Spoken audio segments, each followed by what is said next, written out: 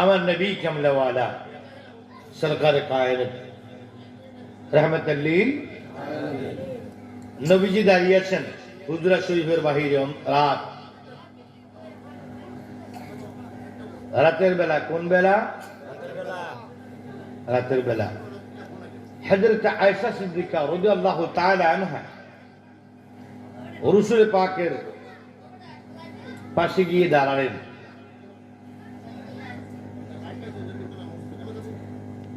আল্লাহর নবী নূর খুদা সরকার দো আলম রহমাতুল লিল আলামিনের পাশে দাঁড়িয়ে বলেন, আয়েশা সিদ্দিকা বলেন, ইয়া রাসূলুল্লাহ, একটু উপরের দিকে নজর করুন ইয়া হাবিবাল্লাহ। আমার নবী কামলেওয়ালা উপরের দিকে তাকালেন। কি দেখবো আয়েশা, বলো কি ব্যাপারে আমি উপরের দিকে তাকাবো? হুজুর, মেহেরবানি করে আকাশের তারকাগুলোর দিকে একটু লক্ষ্য করুন ইয়া রাসূলুল্লাহ। আমার নবী কামলেওয়ালা আকাশের দিকে লক্ষ্য করেন।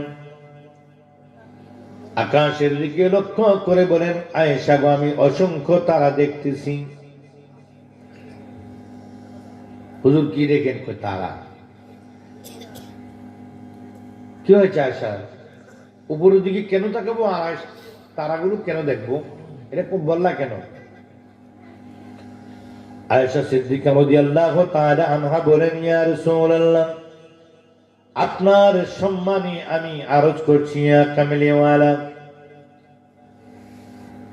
হুজুর দয়া করে বলবেন না ইয়া রাসূলুল্লাহ, আকাশের তারকা পরিমাণ আমলনামা কোন উম্মতের, আপনার উম্মতের মধ্যে কারো আছে কিনা? আমার নবী আকাশের দিকে কয়েকবার লক্ষ্য করে বললেন, অবশ্যই আছে আমার উম্মতের মধ্যে, আমার সাহাবায়ে কেরামদের মধ্যে। ইয়া রাসূলুল্লাহ, এত পরিমাণ আমলনামা কার আমলনামার মধ্যে রয়েছে গো ইয়া রাসূলুল্লাহ? আরজি করছি জানার জন্য।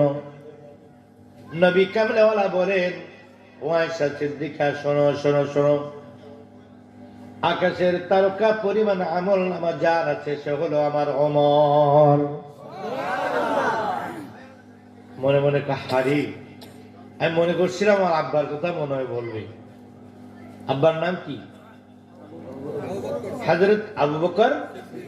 বাবা হলেন সিদ্দিক, মেয়ে হলেন সিদ্দিকা। ইয়া রাসূলুল্লাহ, ইয়া হাবিবাল্লাহ, নবী গো, কার আমলনামা ইয়া রাসূলুল্লাহ? নবী কামলিওয়ালা বলেন, আমার ওমরের। আয়েশা একটু চুপ করে দীর্ঘ সময় নিচের দিকে তাকিয়ে রইলেন। মনে মনে কয়ে ভেবেছিলাম, মনে হয় আমার আব্বার কথা বলবে। নির্বাচনের মধ্যে যদি কেউ দাঁড়ায়, প্রত্যেক প্রার্থীদের ছেলেমেয়েরা কামনা করে আমার আব্বা যদি পাস করত। একজন পাস করে, কয়জন? সবাই কি পাস করে? অনেকেই দাঁড়ায়। এবার আল্লাহ নবী বলেন, আয়েশা কেন চুপ করে আছো, কিছু বলবা কিনা? আয়েশা সিদ্দিকা রাদিয়াল্লাহু তাআলা আনহা বলেন, ইয়া রাসূলুল্লাহ, মায়ের নবী গো, দয়া করে বলবেন না ইয়া রাসূলুল্লাহ, আমার আব্বা জানের আমলনামার কি অবস্থা? মনে মনে আয়েশা বলে, যেহেতু আকাশের তারকা পরিমাণ, তারকারাজি পরিমাণ আমলনামা যেহেতু হযরত ওমরের, তাহলে আমার আব্বার মনে হয় আরো কম হবে। এইভাবে জিজ্ঞেস করেন, ইয়া রাসূলুল্লাহ, আমার আব্বার আমলনামার কি অবস্থা ইয়া হাবিবাল্লাহ? আমার নবী একটু মুস্কি হাসি মুবারক দিয়ে বলে, আয়েশা গো শোনো, হযরত ওমরের আমলনামার পরিমাণ হলো আকাশের তারকার সমান। আকাশের তারকার নাই, আকাশের মধ্যে যে পরিমাণ তারকা রয়েছে, আমার ওমরের আমলনামাগুলো তদ্রূপ সেই পরিমাণ রয়েছে। এখন তোমার মধ্যে কৌতূহল জানার জন্য, তোমার আব্বার আমলনামার অবস্থা কি, এটি তো কহা।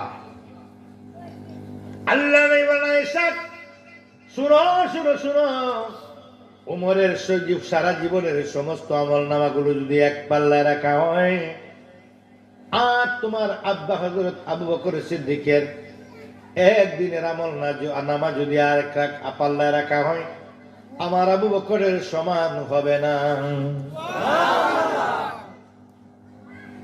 যিনি গুহার সাথী, যিনি কবরের পাশাপাশি সাথী। রওজা আনোয়ার মদিনা মুনাওয়ারায়, রওজা আনোয়ার মসজিদে নববীর ভিতরে রসুল পাকের হুজরা মুবারক, যে হুজরাতে নবী থাকতেন ওই হুজরাটাই এখন রওজা। সুবহানাল্লাহ বলুন। নবীদের বেলা আইন হলো, নবীরা যেই বিছানায় ইন্তেকাল করবে সেখানে বিছানাটা সরিয়ে সেখানেই কবর করে তাদেরকে মাটি দিতে হবে। আল্লাহ নবী মসজিদে নববীর হুজরা শরীফের মধ্যে ইন্তেকাল করলেন, বিছানা সরিয়ে রসুল পাককে সেখানেই দাফন করা হলো। সাহাবায়ে কেরাম আরজ করলেন, ইয়া রাসূলুল্লাহ, আখিরি চার সোমবার রসুল পাক সাল্লাল্লাহু আলাইহি সাল্লামের রোগ মুক্তির গোসল যেদিন দেয়া হলো ওই দিনটাকে বলা হয় আখিরি চার সোমবার, ঠিক কিনা? আখিরি চার সোমবার পরে সাহাবায়ে কেরাম প্রশ্ন করে, ইয়া রাসূলুল্লাহ, ইয়া হাবিবাল্লাহ, নবী গো, আপনার কবরটা কোথায় হবে এবং কিভাবে হবে? আমার নবী কামলিওয়ালা বলেন, আমি যে বিছানার মধ্যে ইন্তেকাল করব সেই বিছানার মধ্যেই আমার কবর হবে। হুজুর, আপনার কবর কেমন হবে? আমার নবী কয়, ইয়ামিনী সিস্টেমে আমার কবর হবে, 9খানা কাঁচা ইট দিয়ে আমার কবরকে তোমরা কি করে ঢাকনা দিয়ে দিও। হুজুর, আপনার কবরটা কেমন হবে আর একটু বলেন। আল্লাহ নবী বলেন, সাহাবীরা শোনো, আমি নবীজির সম্মানে আমার কবরের ভিতরে একটি চাদর বিছিয়ে দিও। বিদায় ওয়ান নিহায়া কিতাবের মধ্যে ইবনে কাসির রাহমাতুল্লাহি তাআলা আলাইহি লিখেন, দয়াল নবীর ইন্তেকাল মুবারকের পরে আমার নবী কামলিওয়ালার কবর মুবারকের মধ্যে একখানা বাড়ি কম্বলের মতো একটি চাদর বিছিয়ে দেওয়া হলো। অষ্টম হিজরিতে হুনাইনের যুদ্ধে গনিমতের মাল হিসাবে আল্লাহ নবী একটি চাদর পেয়েছিলেন ভাগে গিয়ে। ওই চাদরখানা আমার শীতের সময় আমার নবী কামলিওয়ালা জড়ে রাখতেন গায়ে। আমার নবী যখন ইন্তেকাল করলো, হুনাইনের যুদ্ধের পাওয়া সেই গনিমতের মাল আমার নবী কামলিওয়ালার পিঠ মোবারকের নিচে লাল চাদরখানা দয়াল নবী রওজা মোবারকে পিঠের নিচে রেখে দিলেন, বিছায়া দিলেন। লাল চাদর, নিচে লাল চাদর, উপরে সবুজ, উপরে সবুজ গম্বুজ, নিচে লাল চাদর। রসুল পাক সাল্লাল্লাহু আলাইহি ওয়াসাল্লামের নুরানি রওজা মুবারকের উপরে এখনো যে গিলাফ রয়েছে ওটা লাল গিলাফ মুবারক। উপরে লাল, নিচে কি? নিচে লাল, উপরে কি? গম্বুজের উপরে কি? সবুজ। আল্লাহ নবী কামলিওয়ালা বলেন, সাহাবায়ে কেরাম বলেন, ইয়া রাসূলুল্লাহ, আপনাকে গোসল কে দিবে? আল্লাহ নবী বলেন, আমার গোসল থেকে আলের পরে গোসল দিবে আমার আলী। আলী ছাড়া কেউ যেন আমাকে গোসল না দেয়, কারণ হলো আমি নবীর খালি বদন মুবারক এবং আমার কি লজ্জাস্থান মুবারক, আমি নবী কামলিওয়ালার গুপ্ত অঙ্গ যদি কেউ দেখে, আমার আলী ছাড়া যদি কেউ দেখে, সঙ্গে সঙ্গে তার 2 চোখ অন্ধ হয়ে যাবে। 30 জন লোক পানি আনা নেওয়ার কাজে সহযোগিতা করেছিল।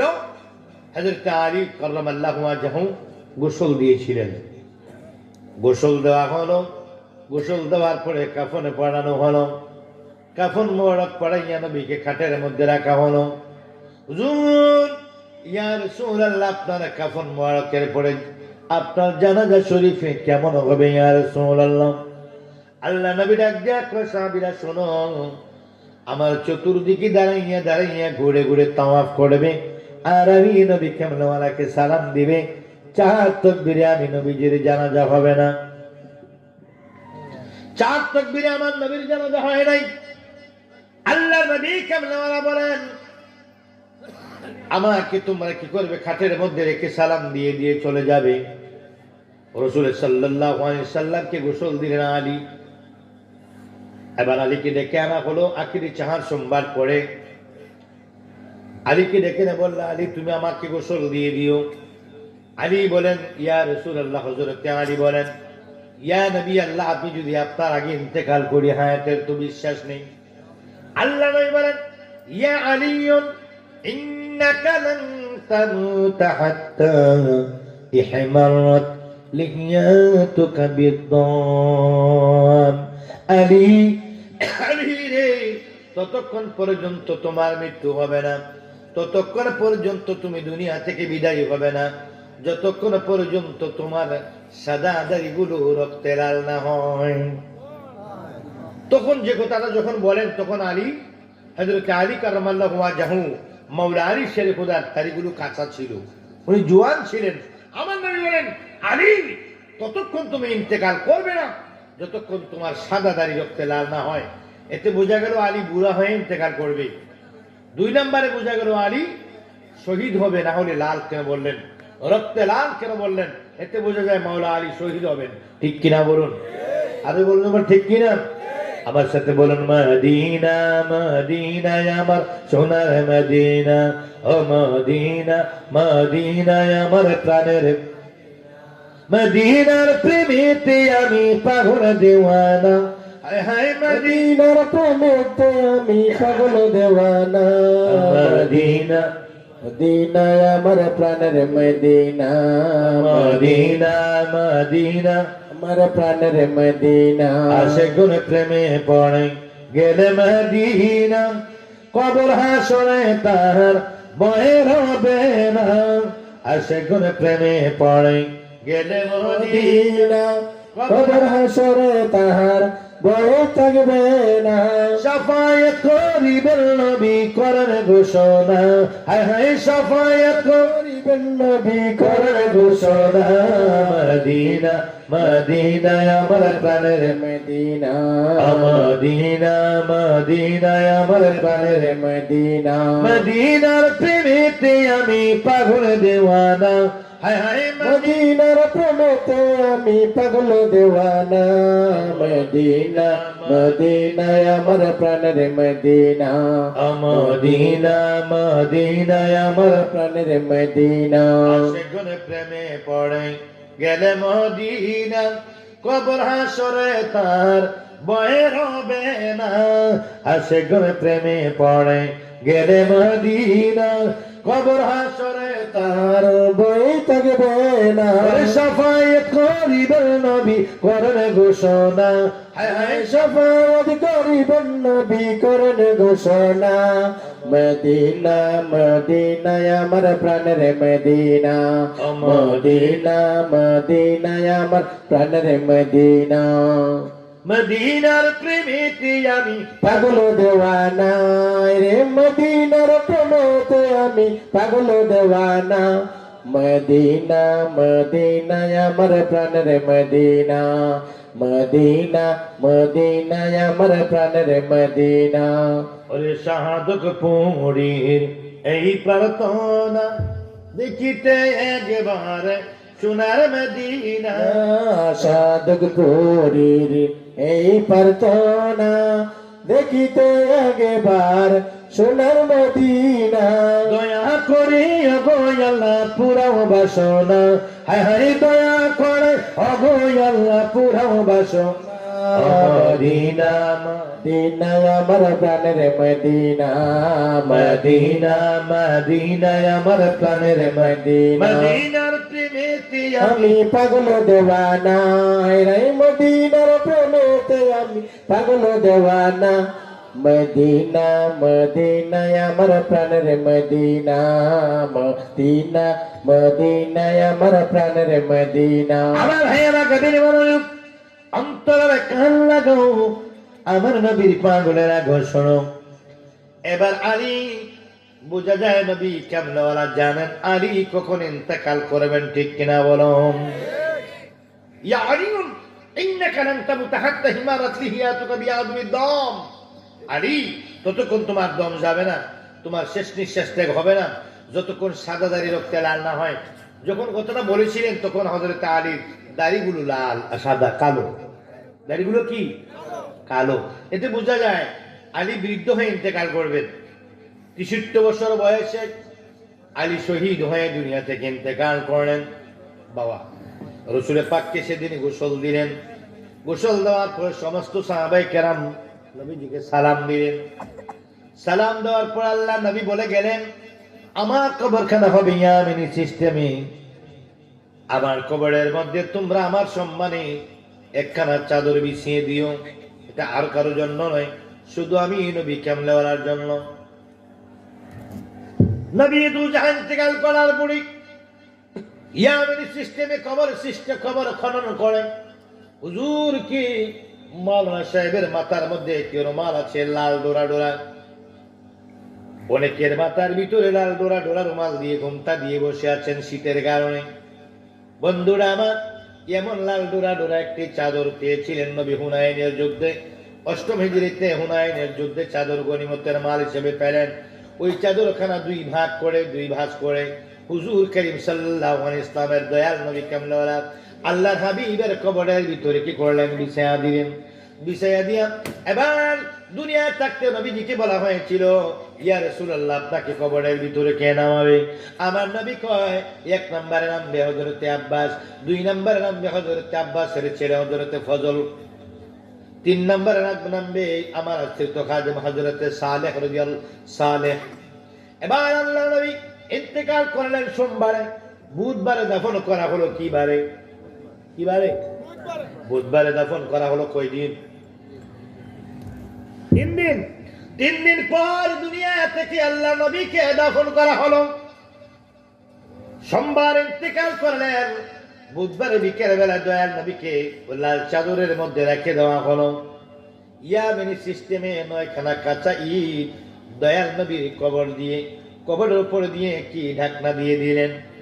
ঢাকনা দিয়ে দেওয়ার পরে কি কবরের মধ্যে নামলেন হযরত আব্বাস, উনার ছেলে হযরতে ফজল। হযরত আব্বাস হলো নবীজির চাচা, হযরত ফজল হলো নবীজির চাচাতো ভাই।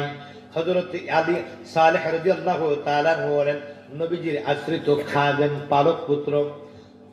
এই পালকটি আশ্রিত খাদেম, আরেকজন পালক পুত্র আছে যায়েদ বিন হারেস, আশ্রিত খাদেম সালেহ রাদিয়াল্লাহু তাআলা। 3 জন কবরের মধ্যে নামলেন। ওটা নামার কাজে সহযোগিতা করলেন মাওলা আলী। কবরের ভিতরে নামানোর পর আল্লাহ নবীকে কবরের ভিতরে নামাইয়া রাখা হলো। আমার হেরাম বন্ধুরা, বারে গভীর মনোযোগ। ওই কবর কোথায় করা হলো? যে হুজরার মধ্যে নবী ঘুমাতেন, যে হুজরার মধ্যে রাসূল সাল্লাল্লাহু আলাইহি সাল্লাম মা খাদিজাতুল কুবরা রাদিয়াল্লাহু তাআলা আনহাকে নিয়ে তিনি থাকতেন, ওই হুজরার মধ্যে নবী কামলেওয়ালাকে দাফন করা হলো। এটা নবীর সিদ্ধান্ত। আমি যেখানে ইন্তেকাল করব সেখানে কি করবে? দাফন করবে। নবীজির পরে খলিফা হলো কে? আমার সাথে একটু কথা বলতে হবে। খারাপ লাগে? কষ্ট হচ্ছে? এই প্রায় 10 বছর পরে আবার সন্তোষ করে আসছি। রাগ করছেন নাকি আপনারা? রাগ করারই কথা। 10 বছর পরে আইছিল তো 10 বছরের মধ্যে আপনারা আমার ডাকেন না, আমি কেমনে আনবো? 10 বছর আগে একবার এসেছিলাম, অনেকদিন পরে, প্রায় 14 বছর পরে, কিছুদিন আগে আলাবু আসছি। 10 বছর পর আবার সন্তোষপুর আসলাম। সন্তোষপুরের মানুষ অনেক সন্তুষ্ট। আমি এতদিন আইনি কেন? এই জন্য নাকি আপনারা বেশি সন্তুষ্ট? যদি আপনি যে আইসেন না এই জন্য সন্তুষ্ট, আজকে কেন আইলেন এই জন্য অসন্তুষ্ট, এমন নি কোনো এমন? আজকে আসার কারণে সন্তুষ্ট নাকি? সন্তোষপুর আপনারা সন্তুষ্ট থাকলেই আমি চাই আপনারা, আল্লাহ আপনাদের উপরে সন্তুষ্ট থাকুক। সুবহানাল্লাহ, আলহামদুলিল্লাহ কোন, আমিন কোন, মারহাবা বলেন, ইয়া রাসূলুল্লাহ বলেন।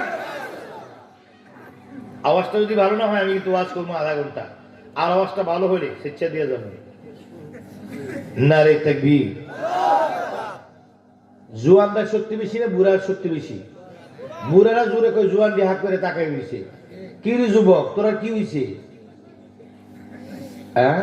সামনে 14 ফেব্রুয়ারি তো বিশ্ব ভালোবাসা দিবস। মন ভালো নেই, টাকা পয়সার একটু অভাবে আছি। 14 ফেব্রুয়ারি 50,000 টাকা লাগবে বাজেট, এই জন্য মন খারাপ, তাই না? 14 ফেব্রুয়ারি ভালোবাসা না নবীর ভালোবাসা? নবীর ভালোবাসা কি যুবকের মধ্যে আছে? অন্য জায়গায় নেই। হাসির চেহারা এবং হাসি বলে নবীর ভালোবাসা সন্তোষপুর যুবকের আছে। সুবহানাল্লাহ বলুন, আলহামদুলিল্লাহ বলুন, আল্লাহু আকবার বলুন, ইয়া রাসূলুল্লাহ বলুন। এবার আসেন, গভীর মনোযোগ অন্তরের কান্না গেল নবীর পাগলের আগো। কি বলছিলাম? প্রথম খলিফাকে, হ্যাঁ,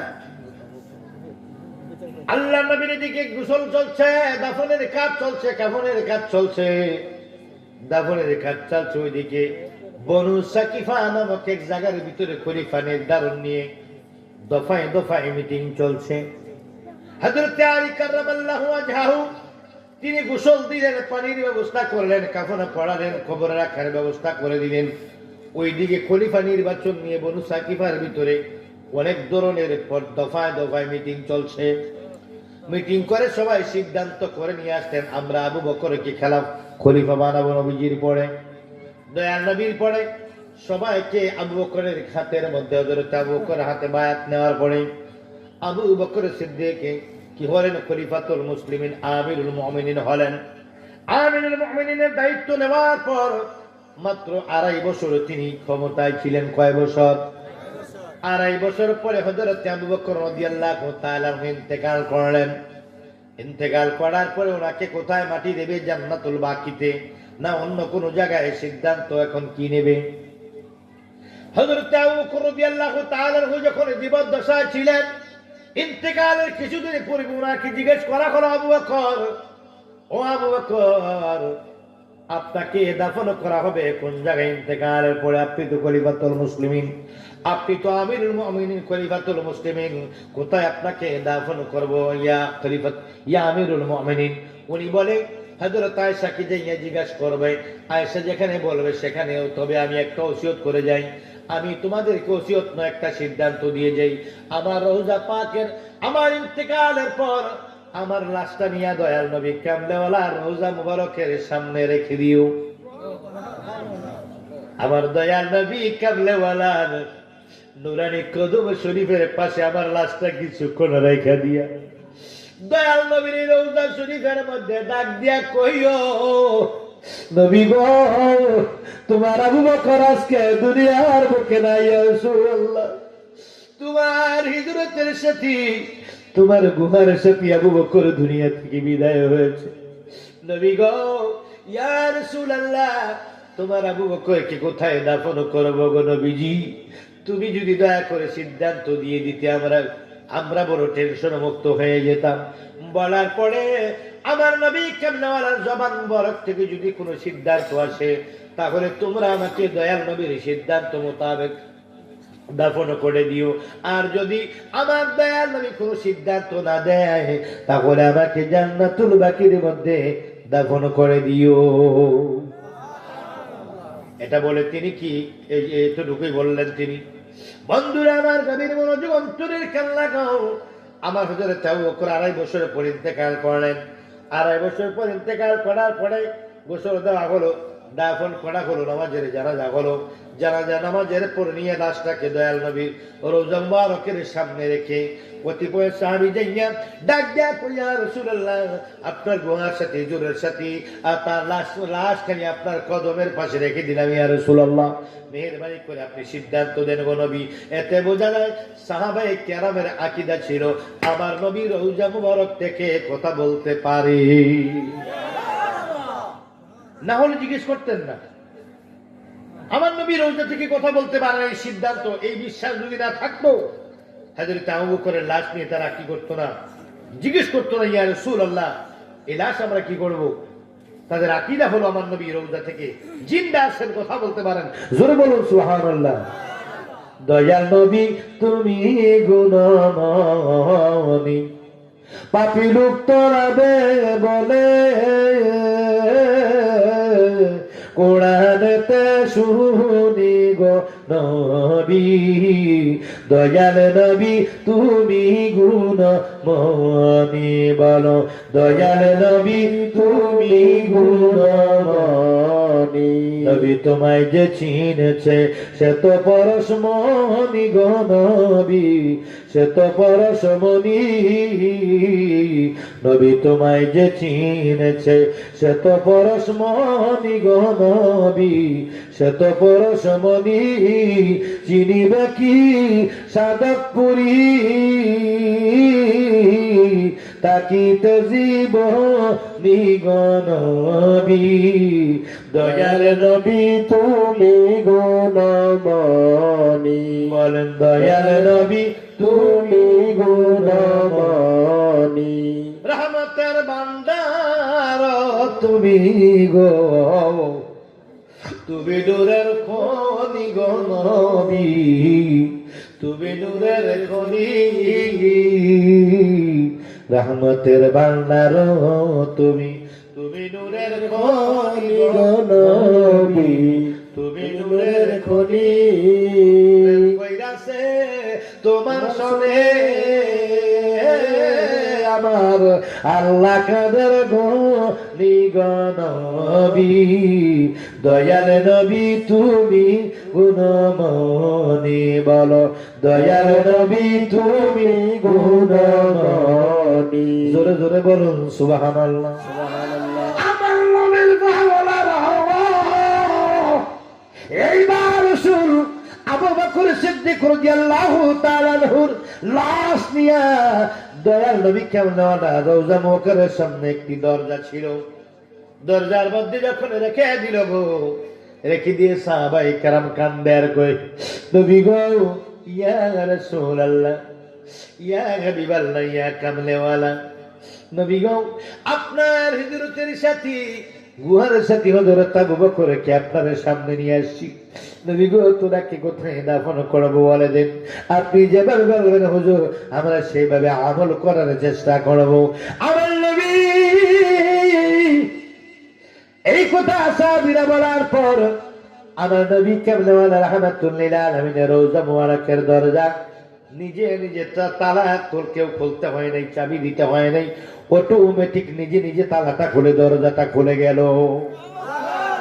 দরজা খুলে যাওয়ার পর রওজা শরীফ থেকে আওয়াজ আসলো, আমার নবী কান্নার তো সরে বলে, সাহাবীরা রে ও সাহাবীরা, আমার আবু বকরকে আমার পাশে, আবার রওজার পাশে এই জায়গার মধ্যে তোমরা দাফন করে দাও। বলার সঙ্গে সঙ্গে কবর খনন করে হযরত সিদ্দিক আকবর, সাইয়্যিদুনা সিদ্দিক আকবর কি দয়াল নবী রওজার পাশে শোয়া দিলেন।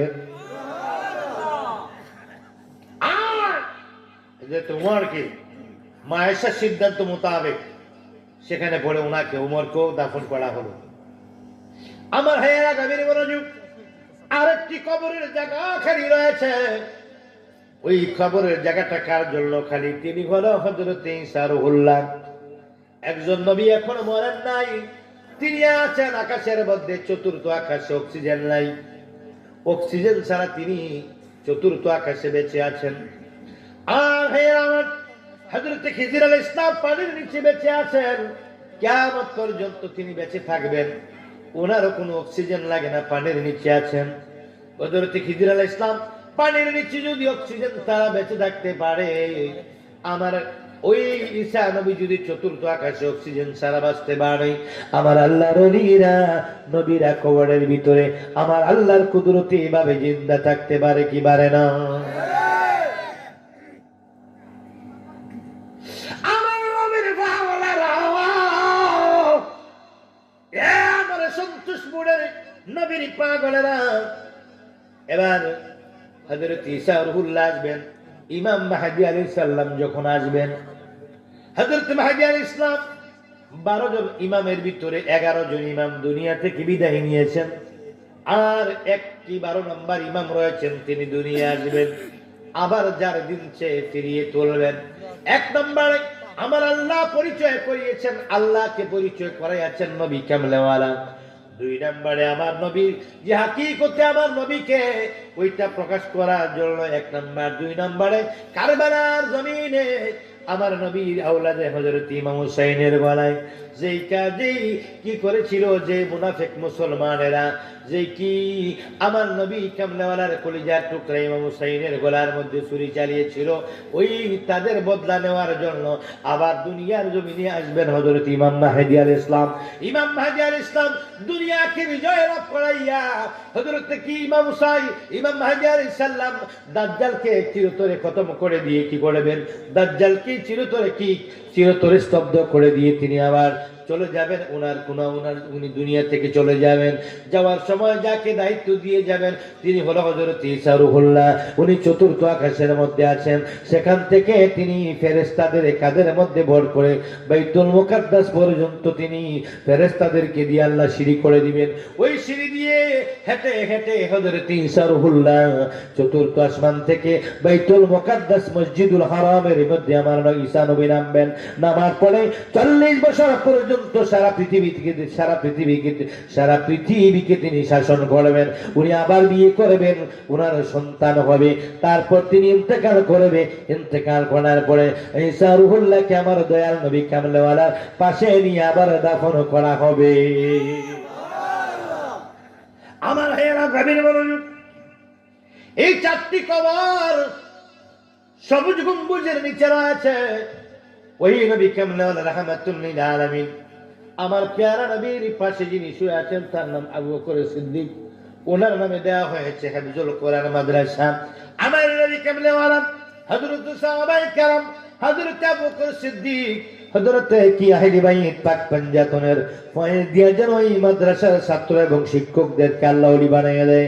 চিৎকার মেরে জোরে জোরে বলুন সুবহানাল্লাহ। ও আমার ভাইয়েরা, আমি মূল আলোচনার মধ্যে চলে গেছি। আমি উপস্থাপনায় সময় নষ্ট করিনি। আমি মিলাদ পড়ে মূল আলোচনায় চলে গেছি, কারণ সময় নেব কম, কথা বলবো বেশি। আমার নবী কামলেওয়ালার একটি মুজিজার উপর একখানা আয়াত তেলাওয়াত করেছি, ছোট্ট আয়াতে কারিমা। ওইটার উপরে কয়েকটি কথা বলে আমি আপনাদের কাছ থেকে বিদায় নেব। আল্লাহ যেন আলোচনা করার তৌফিক দান করে, বলুন আমিন। ও আমার ভাইয়েরা গভীর মনোযোগ, আল্লাহ পাক কোরআনের মধ্যে বলেন ইকতারাবাতিস সাআতু ওয়ানশাক্কাল কমর। আল্লাহ পাক বলেন কিয়ামত আসন্ন, চন্দ্র দ্বিখণ্ডিত হয়েছে। কিয়ামত আসন্ন, কিয়ামত আসন্ন বলার কারণ কি? আমার নবী আখির নবী, এই নবীর পরে আর কোন নবী আসবে না। নবীর পরে কিয়ামত, এই নবীর পরে কি? কথা বলে নিলে কি আশ্চর্য! এই নবীর পরে কি? এই নবীর পরে আর কোন নবী আছে না? কিয়ামত। এই নবীর পরে কিয়ামত, এই নবীর পরে কি? কিয়ামত। কিয়ামত আসন্ন। আর কি চন্দ্র দ্বিখণ্ডিত হয়েছে? চন্দ্র আবার দ্বিখণ্ডিত হইল কেন? কেমনে হইল? ওটার কারণ কি? ওটার কারণ হলো, সংক্ষেপে বলবো আমার নবীর পাগলেরা শোনো। আল্লাহ নবী যখন মক্কার জমিনে ওয়াহদানিয়াতের প্রচার করতে লাগলো, তোমরা পড়ো লা ইলাহা ইল্লাল্লাহু মুহাম্মাদুর রাসূলুল্লাহ সাল্লাল্লাহু আলাইহি ওয়াসাল্লাম। নবীজির পাশে কি করলেন? নবীজির বিরুদ্ধে দাঁড়িয়ে উঠলেন আবু জাহেল, নবীজির বিরুদ্ধে দাঁড়িয়ে উঠলেন উতবা, নবীজির বিরুদ্ধে দাঁড়িয়ে উঠলেন সায়বা।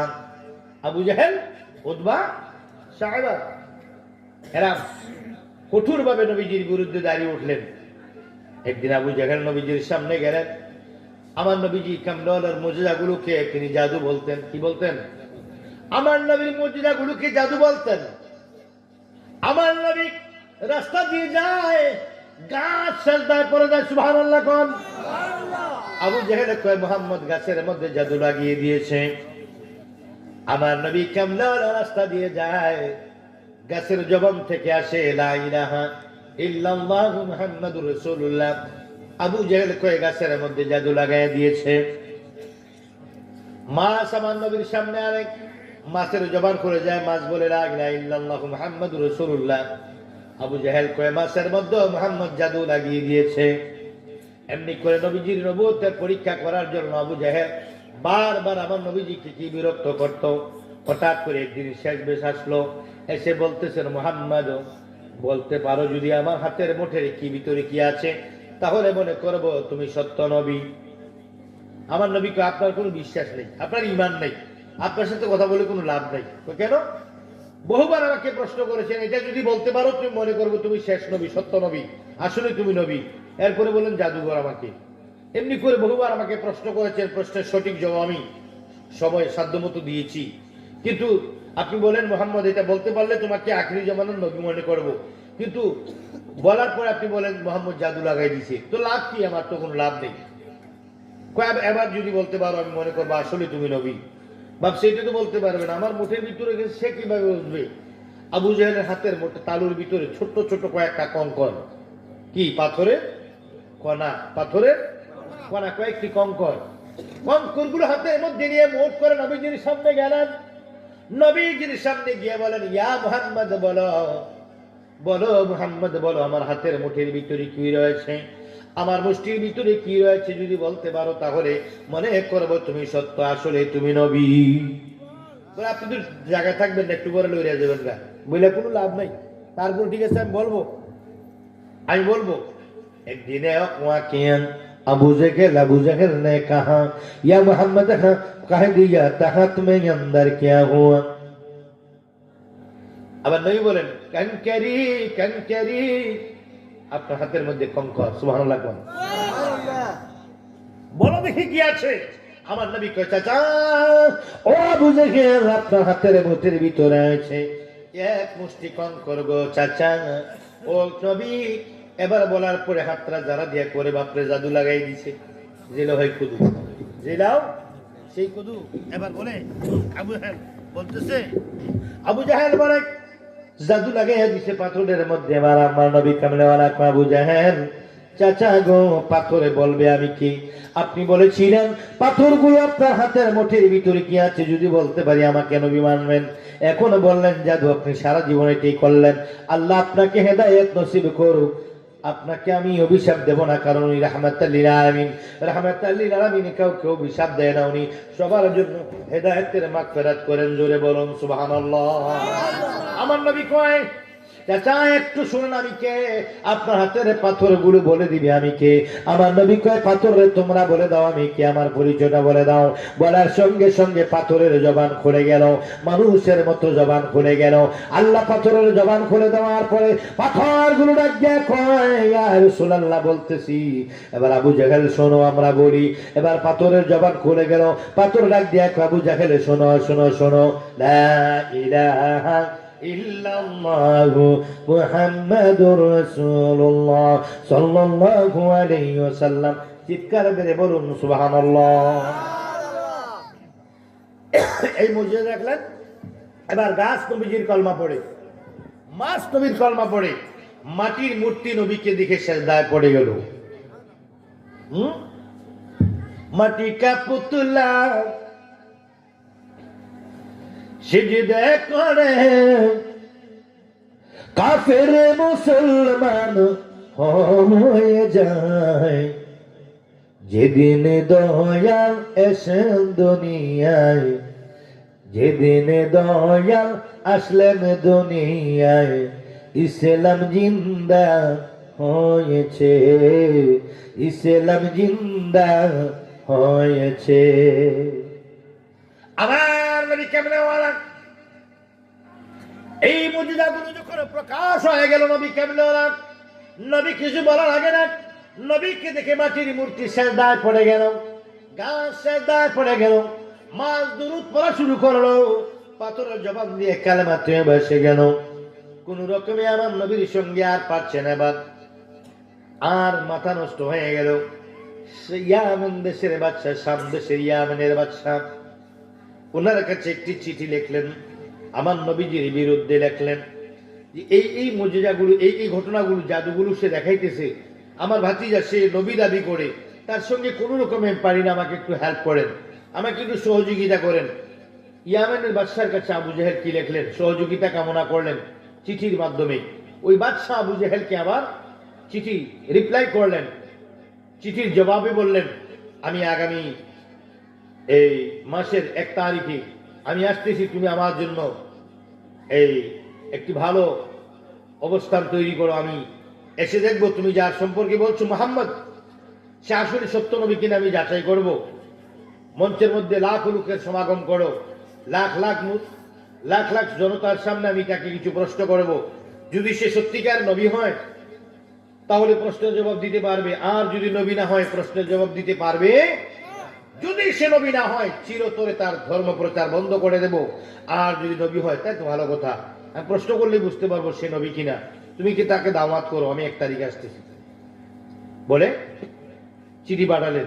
চিঠি ভাইয়া চিঠির মধ্যে লেখলো তুমি তাকে গিয়ে দাওয়াত করো, আমি আসতেছি। চিঠিটা নিয়ে পড়ার পর আমার নবী কামলিওয়ালার সামনে গিয়ে চিঠি নিয়ে গেলেন। মনটা বড় খুব সাহস, আরে আমার পক্ষে ইয়ামেনের বাদশা আসতেছে। ওরে বাপরে বাপ, আমার তো আমি তো সেই, আমি কি আর আমি রয়েছি। ওরে বাপরে, আনন্দে পাগল হয়ে গেলেন। মক্কা আবাসীকে দাওয়াত দিয়ে দিলেন, পুরা মক্কা জানিয়ে দিলেন। আর চিঠি গিয়ে আমার নবীকে দেখালেন। আমার নবীকে দেখে বললেন, ইয়ামেনের বাদশা আসবে, তুমি যে নবী, তুমি যে জাদুঘর, তোমাকে দেখবে।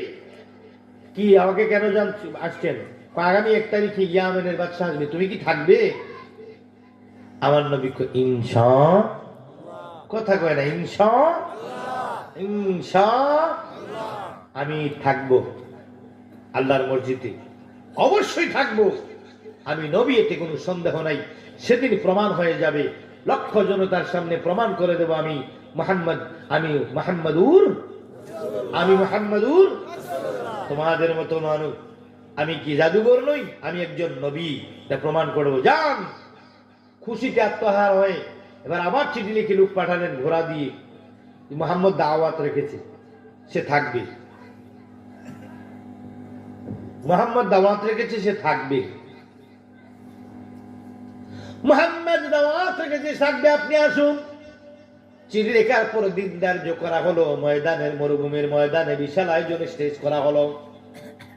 মরুভূমির ময়দানে কি করা হলো? সুন্দরভাবে কি আপ্যায়নের ব্যবস্থা করা হলো। ইয়ামেনের বাদশার জন্য উত্তম রাজকীয় খানা পিনার আয়োজন করা হলো। আর ভাস্কর্যের বাড়িতে গিয়ে 2টি চেয়ার অর্ডার দিলেন। ওই ভাস্কর্যের বাড়িতে গিয়ে বললেন,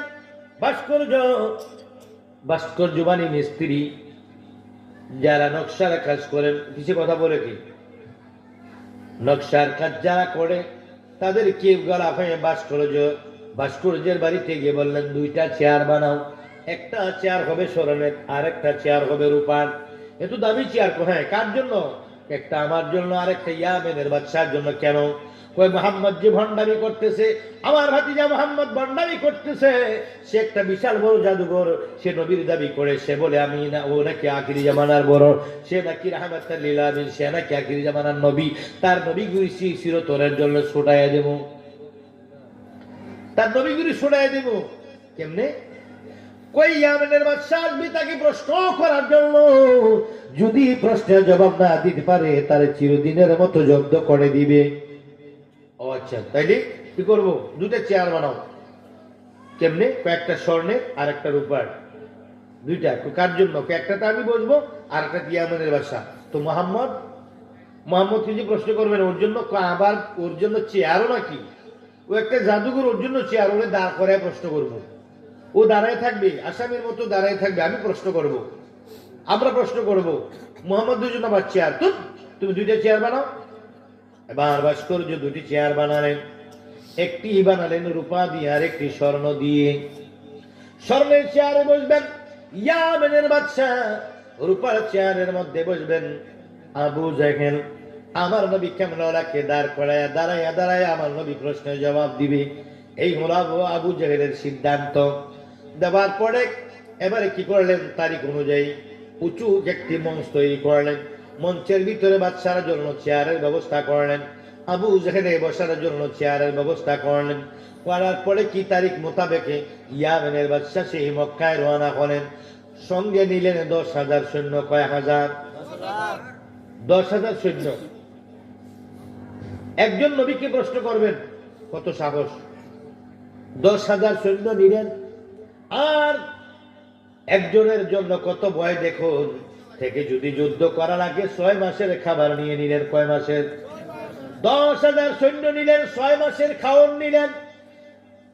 যদি যুদ্ধ করতে হয় তাহলে আমরা কি খাবো, এই জন্য 6 মাসের খাবার নিয়ে নিলেন। আর কি 10,000 সৈন্য নিয়ে ঘোড়ার গাড়ি নিয়ে রওনা করেন।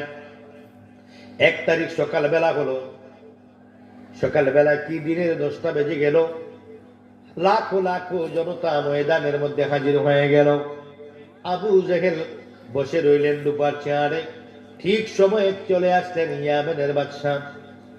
ইয়ামেনের বাদশা আসার পর স্লোগান দিয়ে, অভ্যর্থনা দিয়ে, শাহী খাবার দিয়ে ওনাকে স্বর্ণের চেয়ারের মধ্যে বসাইয়া দিলেন।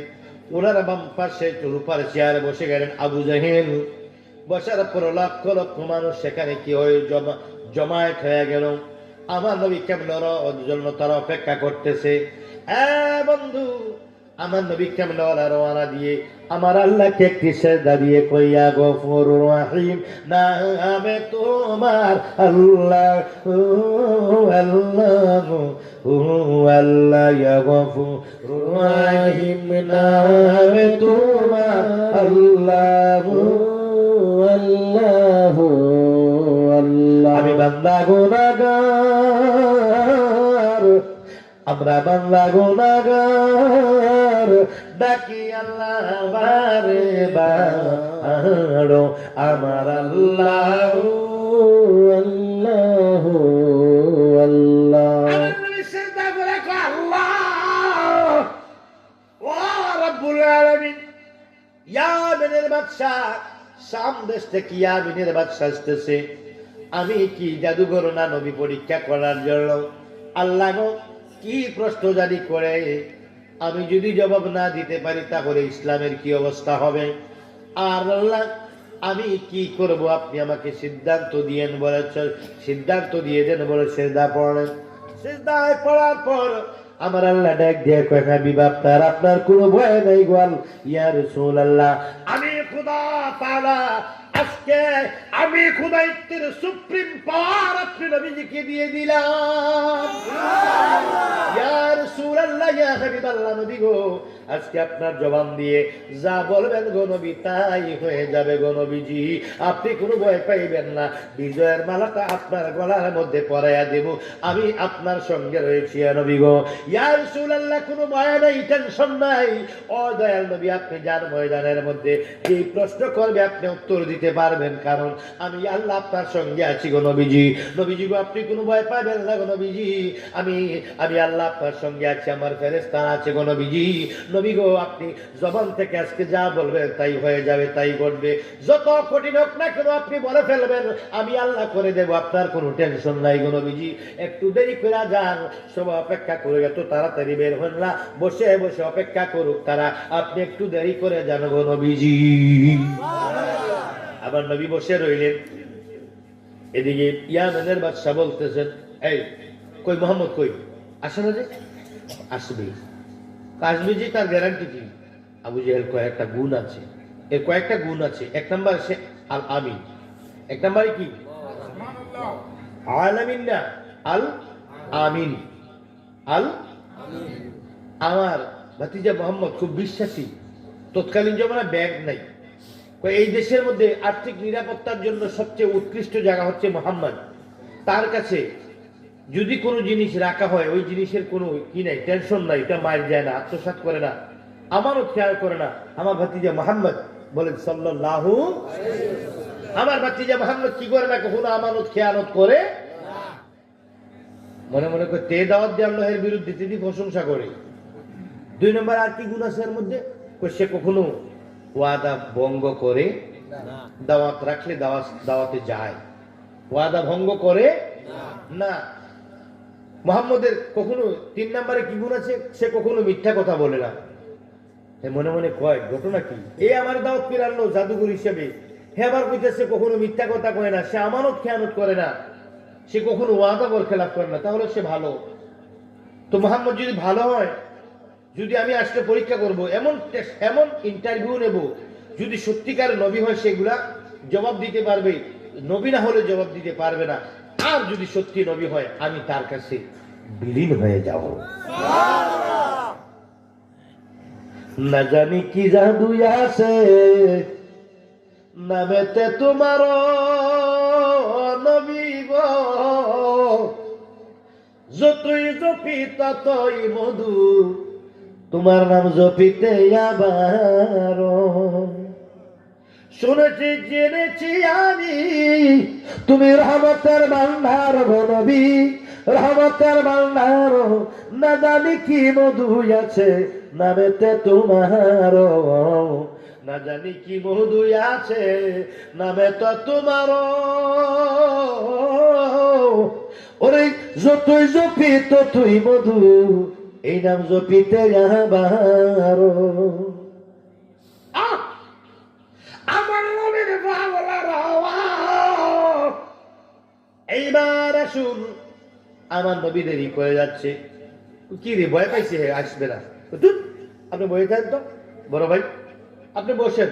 আমি না বললাম সে মিশা কথা কয় না, ওয়াদাঙ্গ করে না, সে আমারও খেয়াল করে না। তাহলে তো ভালোই, এরপর তার চরিত্র ভালো, মিথ্যা বলে না। মানুষকে এত গুরুত্ব গেছে আমার দাওয়াত করে আনলি গিয়ে, ও তো এত ভালো মানুষ, তাই দাওয়াত করে আনছো করে। ভালো মানুষের লাভ হবে কি? ভালো মানুষের কি লাভ হবে? ও তো জাদুঘর, জাদু দেখায়। ও নবী দাবি করে, ভালো হইলো কেমনি? এই নেচার গুলো ভালো, তবে সে নবী দাবি করে। আচ্ছা ঠিক আছে, আসুক, আমি বসি। একটু পরে পরে খেজুর দেয়, পানি দিয়ে খায়, খেজুর দিয়ে পানি দিয়ে গাওয়া দেয়, ওইবার খায়। আমার নবী আস্তে আস্তে এবার বের হলেন, বিসমিল্লাহি তাওয়াক্কালতু আলাল্লাহ বলে নবী ডান কদম মুবারক দিয়ে রওনা দিলেন। আমার আল্লাহকে আস্তে আস্তে যাইতে থাকেন। আরাম। আমার আল্লাহ ডাক দিয়ে কই, ও ফেরেশতা তোরা কি করস? আমার বন্ধু কামলাওয়ালা রে, দুনিয়ার কোন বাদশা তাদের দেহরক্ষী লাগে, তাদের কি লাগে? দেহরক্ষী লাগে, তাদের কি সিকিউরিটি লাগে, তাদের জন্য সৈনিক লাগে। আমার বন্ধুর কোন সৈনিক লাগবে না। সামনে 70,000, পিছনে 70,000, ডানে 70,000, বামে 70,000 ফেরেশতা আমার বন্ধুকে নিয়ে তোমরা কি করো? মঞ্চে চলে যাও। আমার নবীর চতুর্দিকে, এদিকে 70, এদিকে ডানে 70, বামে 70, সামনে 70, পিছনে 70, মাঝখানে দয়াল নবী। আমার নবী যেই মাত্র ঘর থেকে বের হলেন, এদিন রুদ্রটা ছিল খুব বেশি, আবার ফেরেশতাদের নূর চমকাচ্ছে। এদিকে আমার আল্লাহ কয় আরশ আজিম থেকে আকাশ থেকে জমিন পর্যন্ত আলোকিত যেন হয়ে থাকে। আমার নবীর চেহারার জ্যোতিতে যেমন আজকে আকাশটা আলো হয়ে যায়, সূর্যের আলোকে হার মানাইয়া নবীজির চেহারা মুবারকের জ্যোতি আজকে বাড়িয়ে দাও, ও ফেরেশতারা বাড়িয়ে দাও। বলার পরে আমার নবীর চোখের জ্যোতি মুবারক, মুখের জ্যোতি মুবারক, মাথা মুবারকের জ্যোতি মুবারক এমন ভাবে বেড়ে গেল, আকাশ থেকে জমিন পর্যন্ত সূর্যের আলোকে হার মানাইয়া আমার নবী কেমনলার চেহারার জ্যোতি আল্লাহ বাড়িয়ে দিল। নবী যাইতেছে, অনেক দূর থেকে দেখা যাচ্ছে, উঁচু জায়গায় বসছে। এবার হঠাৎ করে ইয়ামেনের বাদশা বলে, আবু জাহেল কি ভাই, কি জানি একটা আলো আসতেছে, দেখো যে আকাশ এবং জমিনকে আলোকিত করে কি জানি একটা আলোর মতো আসতেছে। এটি তো মুহাম্মদ। হেকাব দিয়েছে, কি এটা? বলে মুহাম্মদ। এতক্ষণ বললো জাদুঘর, এখন দেখি সে আকাশ জমিন আলোকিত করে আসতেছে। তাই এটা জাদুঘর হয় কেমনি? বুঝি আবু জাহেলের মধ্যে হিসাব অঙ্কে বলাছে, খান্দা মনে হয় আখির জামান একজন নবী আসবে মোহাম্মদ নামে, এটা আমি জানতাম, আমরা অনেক আগে থেকে জানতাম। এটা মনে হয় ওই, যদি সত্যিকার এখন এই থাকে, আজকে তার জীবনে তার কদমের মধ্যে জীবন মিলাইয়া দেবে। বাজানো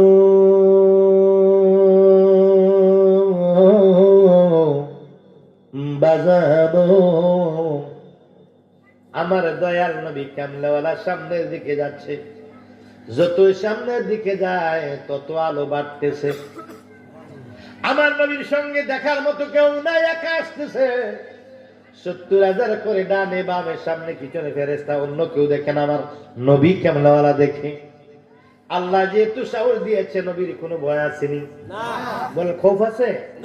ভয় আছে? নাই। আমার নবী এবারে কাছাকাছি গিয়ে লম্বা লম্বা কদম দেওয়া শুরু করলেন। লক্ষ লক্ষ মানুষ দুই ভাগ হয়ে নবীজিকে রাস্তা দিচ্ছেন। আমার নবী কামলাওয়ালা রাহমাতাল লিল আলামিন সরাসরি সুজা গিয়ে ইয়ামেনের বাদশার সামনে গিয়ে আমার নবী ডাক দিয়া কয় আসসালামু আলাইকুম ওয়া রাহমাতুল্লাহি ওয়া বারাকাতু বলে আমার নবী হাসি দিয়ে অপলক নয়নে যখন তাকায়া রইলেন, উনি কি প্রশ্ন করবে আর কিসের জবাব দিবে? ওয়া আলাইকুম সালাম বলে কি জবাব দিবে? সালামের জবাব দিতেও তিনি বলে গেছে। অপলক নয়নে আমার দয়াল নবীজির চেহারার দিকে কয়েক মিনিট তাকায়া রইল। তাকিয়ে আবার মনে মনে কয়, জীবনে কত সুন্দর মানুষ দেখলাম, কত সুন্দর মানুষ দেখলাম, মুহাম্মদ সাল্লাল্লাহু আলাইহি সাল্লামের মতো এমন নূরের পুতুল আর কোনোদিন জীবনে দেখি নাই। অপলক নয়নে তাকাইয়া আস্তে করে চেয়ারটা ছেড়ে দিয়ে দাঁড়াইয়া দয়াল নবী ডান হাত মোবারকের মধ্যে দুই হাত দিয়ে টান দিয়ে ধরে কই, ইয়া রাসূলুল্লাহ দয়া করে আপনি স্মরণের চেয়ারের মধ্যে বসে যান। আল্লাহ একটু দেরি কইলেন না, হাবিব বয়ালাম আমার নবী বসে গেলেন। নূরের চেহারা, স্বর্ণের চেয়ার মানাইছে খুব সুন্দর। এবার ইয়ামেনের বাদশা দাঁড়িয়ে রইলেন, আমার নবী বসে গেলেন। আবু জাহেল দাওয়াত দিয়ে আনছে। ইয়ামেনের বাদশাকে দাওয়াত দিছে কে? আমার নবী না আবু জাহেল? কে? আবু জাহেল। আমার নবী নয়, আবু জাহেল দাওয়াত দিয়েছে। এখন যদি আমার তাকে সম্মান না দেয়, এটা কি বেইজ্জত করা যাবে না? এই জন্য হাবিব কি ইয়ামেনের বাদশাকে আবার মনের ভিতরে কি ঢুকে গেল, হায় রে হায়, খাল কেটে কুমুরের চাষ করলাম, ইয়ামেনের বাদশাকে আনছিলাম মুহাম্মদকে দমানোর জন্য, প্রতিহত করার জন্য। মনে হয় হেরো জাদু দইরা ফালাইছে। এখন আমি কি করি? সে আত্ম ছেড়ে দিছে। হায় হায়, হার্টবিট বেড়ে গেছে, প্রেশার বেড়ে গেছে, ছটফট করতেছে। এবার মেহমান দাঁড়িয়ে, সে কি বসে থাকতে পারে? এবার আবু জাহেল কই, আপনি চেয়ারের মধ্যে বসেন। এবার রূপার চেয়ারে বসলেন ইয়ামেনের বাদশা, স্বর্ণের চেয়ারের মধ্যে বসলেন আমার নবী। আবু জাহেল কই? আবু জাহেল কই? চেয়ার বানাইছে কে? টাকা কার? অনুষ্ঠান সাজাইছে কে? ইয়ামেনের বাদশা আনছে কে? আমার নবী এবার স্বর্ণের চেয়ারে, দয়াল নবী স্বর্ণের চেয়ারে, রূপার চেয়ারে ইয়ামেনের বাদশা আবু জাহেল দাঁড়ায় রইছে। আপনি না বলে প্রশ্ন করবেন, করেন না। কি প্রশ্ন করবো? হ্যাঁ, খালি ব্যাক করলে মতো ব্যবলা মতো তাই থাকে আমার নবীর দিকে। অপলক নয়নে বাড়ি পাত্ত মারে না, মনে মনে কয়ে রে তো জাদু ধরে লেগছে, আপনার তো জাদু ধরে লেগছে। আপনি ওর দিকে আপনি তাকান কেন? আপনার কি জাদু ধরছে নাকি? কাজ করেন, আপনার মনেও জাদু ধরে লেগছে। প্রশ্নটা আমি করি, আমি যে প্রশ্ন করবো তোর সিদ্ধ গোষ্ঠী ওই প্রশ্ন খুঁজেও পাবে না। এত কঠিন প্রশ্ন করবো, এর চেয়ে কঠিন প্রশ্ন যদি তুই পারস তো আমার পরে বলিস। আমি যে প্রশ্ন করব, যদি উনি সত্য নবী হয় তাহলে জবাব দিতে পারবে, আর নবী না হলে জবাব দিতে পারবে না। আর এত কঠিন প্রশ্নের জবাব যদি দিতে পারে তাহলে বুঝতে হবে আসলে উনি নবী। এমন প্রশ্ন করব যে প্রশ্ন তোর মাথায়ও নাই। আমি প্রশ্ন করার পরে যদি তোর প্রশ্নটা পছন্দ না হয় তাহলে তুই প্রশ্ন করিস, দাঁড়া। ঠিক আছে, তাহলে করেন। আপনার মনে মনে করে জাদু ধরে রেখেছি মনে হয়, কে জানি খালি হ্যাঁ তাকে থাকে, হাকুইরা কথা কয় না। করেন না আপনি প্রশ্ন? কাছে করতেছি। এবার ইয়ামেনের বাদশা বলে, মুহাম্মদ সাল্লাল্লাহু নবী গো, আপনি নাকি নবী? হ্যাঁ আমি নবী, অবশ্যই নবী, অবশ্যই আমি নবী।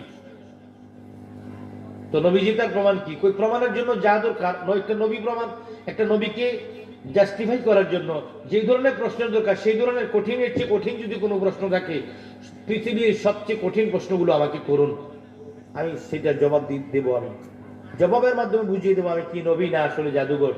করেন প্রশ্ন। তাই আপনি কোনো ভয় নাই? কয় না আপনি সত্যি? হ্যাঁ অবশ্যই সত্যি। এবার ইয়ামেনের বাদশা বলে, মুহাম্মদ সাল্লাল্লাহু আলাইহি সাল্লামকে বলেন, ও নবী, ও মুহাম্মদ আপনি কি নবী? হ্যাঁ। তা আপনি যদি নবী হয়ে থাকেন, এখন দিনের 10টা বাজে, তাহলে রাতের 10টা বাজাবেন। তার মানে হলো আকাশে এখন সূর্য, তার কি করতে হবে? সূর্যটাকে ডুবিয়ে দিবেন। দেখি আপনি রাতের 10টা বাজান তো, সূর্য ডুবিয়ে দেন, তাহলে বুঝবো আপনি নবী। আর প্রশ্ন আছে নি? হ্যাঁ অবশ্যই আছে, একটু পরে না করবো, এটা শেষ করে তারপর আর একটা। এবার ইয়ামেনের বাদশা ডাক দেখে, ও নবী আপনি যদি নবী হয়ে থাকেন সূর্যটা এইমাত্র ডুবিয়ে দেন। বলার সঙ্গে সঙ্গে আমার নবী কামিল কয়, ইয়া আইয়ুহাস শামস ইগরিব বিইذনিল্লাহ। হে সূর্য, আমি নবী হুকুম দিলাম ডুবে যাওয়ার জন্য আল্লাহর পক্ষ থেকে, এই মুহূর্তে তুমি সূর্য ডুবে যাও। বলার সঙ্গে সঙ্গে বন্ধুরা আমার, আকাশ থেকে সূর্য ডুবে গেলে অন্ধকার রাত হয়ে গেল। এবার ইয়ামেনের বাদশা কাঁদতে শুরু করে দিয়েছে, এটা আসলে নবী। মনে মনে করে এত তাড়াতাড়ি আত্মসমর্পণ করলে আবু জাহেল এবং দর্শকরা সেটা কি শক্ত হবে না? আসলে এটা নবী, আসলে এটা নবী, আর প্রশ্ন করার দরকার হয় না, তবু করি। আবু জাহেল কয়, এত কঠিন প্রশ্নের জবাব মোহাম্মদ দিয়া দিল রে। আসলে প্রশ্নটা কঠিন হইছে, কিন্তু জবাব তো দিয়া ফেলাইছে, আমার উপায় কি? চটপট করতে লাগলো আবু জাহেল। আল্লাহ হেদায়েতের নূর যার কপালে দেয় না, সে কখনো হেদায়েত হয় না। এটা দেখার পর দুনিয়ার মানুষ, ওই দর্শকরা হেদায়েত হয়ে কলেমা পড়ার জন্য রেডি হয়ে গেল, কিন্তু আবু জাহেল হিংসার আগুনে জ্বলতে লাগলো। কার প্রশ্ন আছে করবেন? হ্যাঁ করেন, করবো, করেন। ইয়া মুহাম্মদ সাল্লাল্লাহু আলাইহি সাল্লাম, ও নবী গো, আপনি যদি নবী হয়ে থাকেন তাহলে আর একটা কাজ করেন। কই কি? যে জায়গার মধ্যে সূর্য ছিল ওই জায়গার মধ্যে চন্দ্র, পূর্ণিমার চন্দ্র এনে দিন গো নবীজি। বলার সঙ্গে সঙ্গে ডান হাত মুবারক উপরের দিকে দিয়ে আমার নবী ইশারা করে এইভাবে বলেন, ইয়া আইয়ুহাল কমর, হে চন্দ্র, তাল হুমা, তাল হুমা, তাল হুমা, তুমি উদিত হও। বলার সঙ্গে সঙ্গে সূর্যের জায়গায় পূর্ণিমা রাতের চন্দ্র উঠে গেল। আমার নবী কেমনে এইভাবে বললেন, উঠো। বলার সঙ্গে সঙ্গে চন্দ্র দুখণ্ড হয়ে গেল। দুই খণ্ড হয়ে কিতাবের মধ্যে লিখে, দুই খণ্ড হয়ে দুই টুকরা কাঁপতে কাঁপতে নবীজির আস্তিনের দুই আস্তিনের ভিতরে ঢুকে গেল। আমার নবী কয়, চন্দ্র তুমি কাঁপতেছে কেন? চন্দ্র জবাব দেয়, ইয়া রাসূলুল্লাহ, হুকুম যে করেছেন মানতে জানি কোনো বেয়াদবি হইছে নি। আমার নবী কয়, যাও যাও, জায়গায় যাও। চন্দ্র চলে গেলেন জায়গায়। এবার ওই ইয়ামেনের বাদশা দুই চোখের পানিগুলো বেয়ে বেয়ে পড়ে, আর প্রশ্নমুখী দিয়ে আসতে চায় না। মনে মনে কয়, তোমাকে আমার মনে চায় গো নবীজি, তোমাকে আমার মনে চায়। আবু জাহেল বেঈমানে না চিনিয়া তোমাকে, কতই আঘাতে করলো তোমার গায়ে গো নবীজি, তোমাকে আমার মনে চায়, তোমাকে আমার মনে চায় গো নবীজি, তোমাকে আমার মনে চায়। এইবার আল্লাহর নবী ডাক দিয়া কয়, বাদশা আর কোন প্রশ্ন আছে নি? কই শেষ হয় নাই, আরেকটি প্রশ্ন করবো, আর পরে আর করবো না গো নবী। দুই নয়নের পানিগুলো গাল বেয়ে বেয়ে পড়ে বাদশা মনে মনে কয়, কাকে আর প্রশ্ন করব? প্রথম প্রশ্নের পরে আর প্রশ্ন লাগে না। আবু জাহেল যদি মনে কয় আমার জাদু ধরা লাইছে, এই জন্য কঠিন প্রশ্নগুলো আমার করতে হয়। এবার মনে মনে কয়, আমি চেহারা দেখে বুঝেছি উনি দুনিয়ার কোনো সাধারণ মানুষ নয়, একজন জাদুঘরের চেহারা মনে হতে পারে না, নিশ্চয়ই উনি আল্লাহর প্রেরিত রাসূল মুহাম্মাদুর রাসূলুল্লাহ সাল্লাল্লাহু আলাইহি ওয়াসাল্লাম। জোরে বলুন সুবহানাল্লাহ। এবার কার কোনো প্রশ্ন আছে নি? আছে, করেন। কি কই? সূর্যটা ডুবাইয়া দেন আবার, পারবেন? কোনো বিষয় নাকি? এই সূর্য, এই চন্দ্র, চন্দ্রটা ডুবাইয়া দেন। আমার নবী কামলা কয়, ইয়া আইয়ুহাল কমার ইগরিব বিইজনিল্লাহ, আল্লাহর পক্ষ থেকে হুকুম দিয়েছি তুমি এখন ডুবে যাও। বলার সঙ্গে সঙ্গে সূর্য ডুবে গিয়ে আবার রাত হয়ে গেল। আর কোন প্রশ্ন আসেনি? কয় আছে। কই কি? চন্দ্রটা যেই জায়গায় যেমনি ছিল, চন্দ্রটা আগের জায়গায় এনে বসাইয়া দেন। আর সূর্যটা এবার অন্ধকার হলো, চন্দ্র ডুবিয়ে দিল, দেওয়ার পরে অন্ধকার হলো। এবার বাদশা বলে, চন্দ্রটাকে, সূর্যটাকে আগের জায়গায় আবার আগের মতো এনে দেন। বলার পর আমার নবী কইয়া, আইয়ুহাস শামস, ও সূর্য, হে সূর্য, তাল হুমা, তুমি উদিত হও। বলার সঙ্গে সঙ্গে সূর্য এসে আগের জায়গায় আবার আলো দিতে শুরু করলো। যেই মাত্র আবার আগের জায়গার মতো আগের মতো করে চন্দ্র সূর্য উঠে গেল, এইবার রূপার চেয়ার থেকে দুই চোখ দিয়ে পানিগুলো বেয়ে বেয়ে পড়ে রূপার চেয়ার থেকে আস্তে করে নেমে দয়াল নবীর কদম গুলার বুকের মধ্যে চাপ দিয়া দইরা জড়াইয়া দইরা কান্দার কলবি গো ইয়া রাসূলুল্লাহ, আর কোনো প্রশ্ন করব না গো নবী, নবী গো আমার আপনার কদমের নিচে কবুল করেন ইয়া রাসূলুল্লাহ। আল্লাহু আকবার, আল্লাহু আকবার, জিন্দাবাদ জিন্দাবাদ।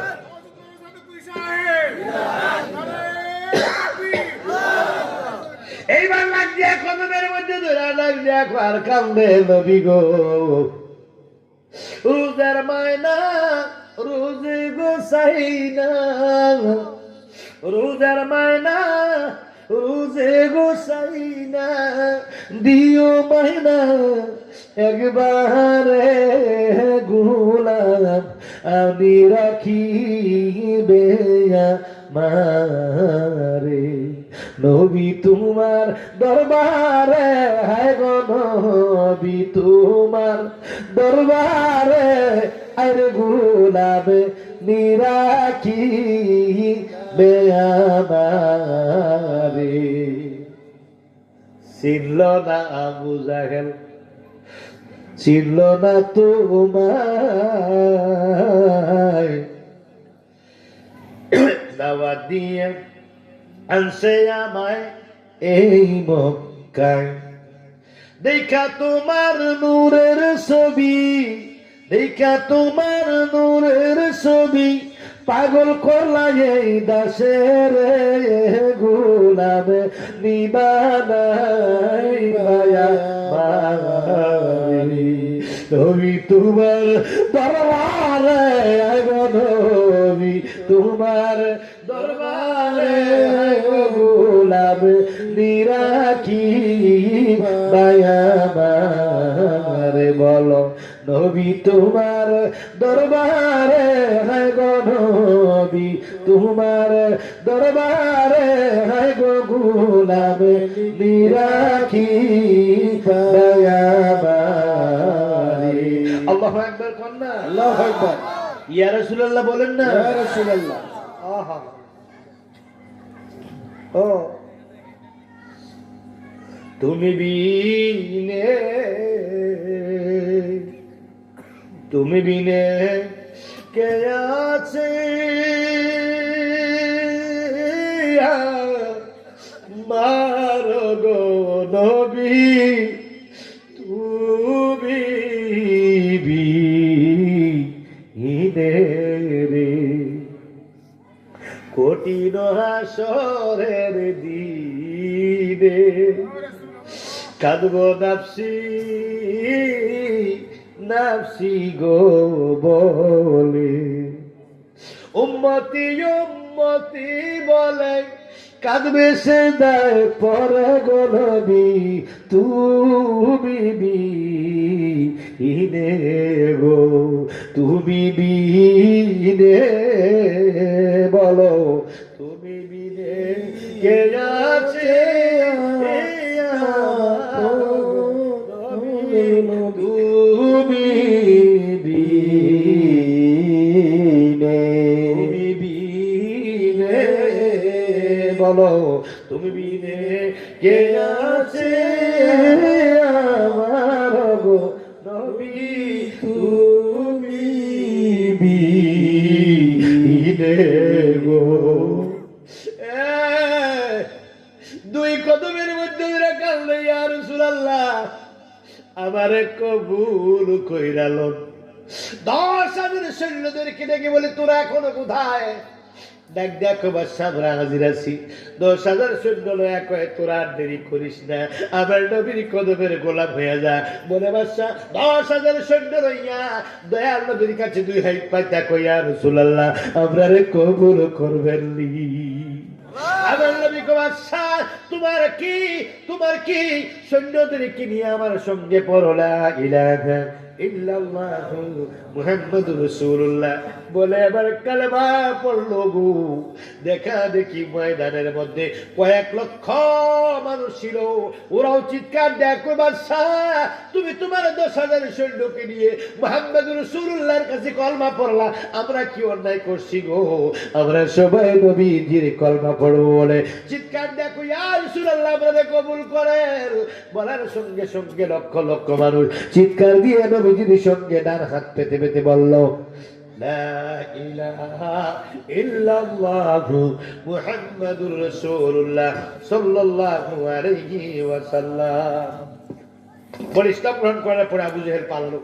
আবু জেহেল কি পালিয়ে গেল। কি করলো?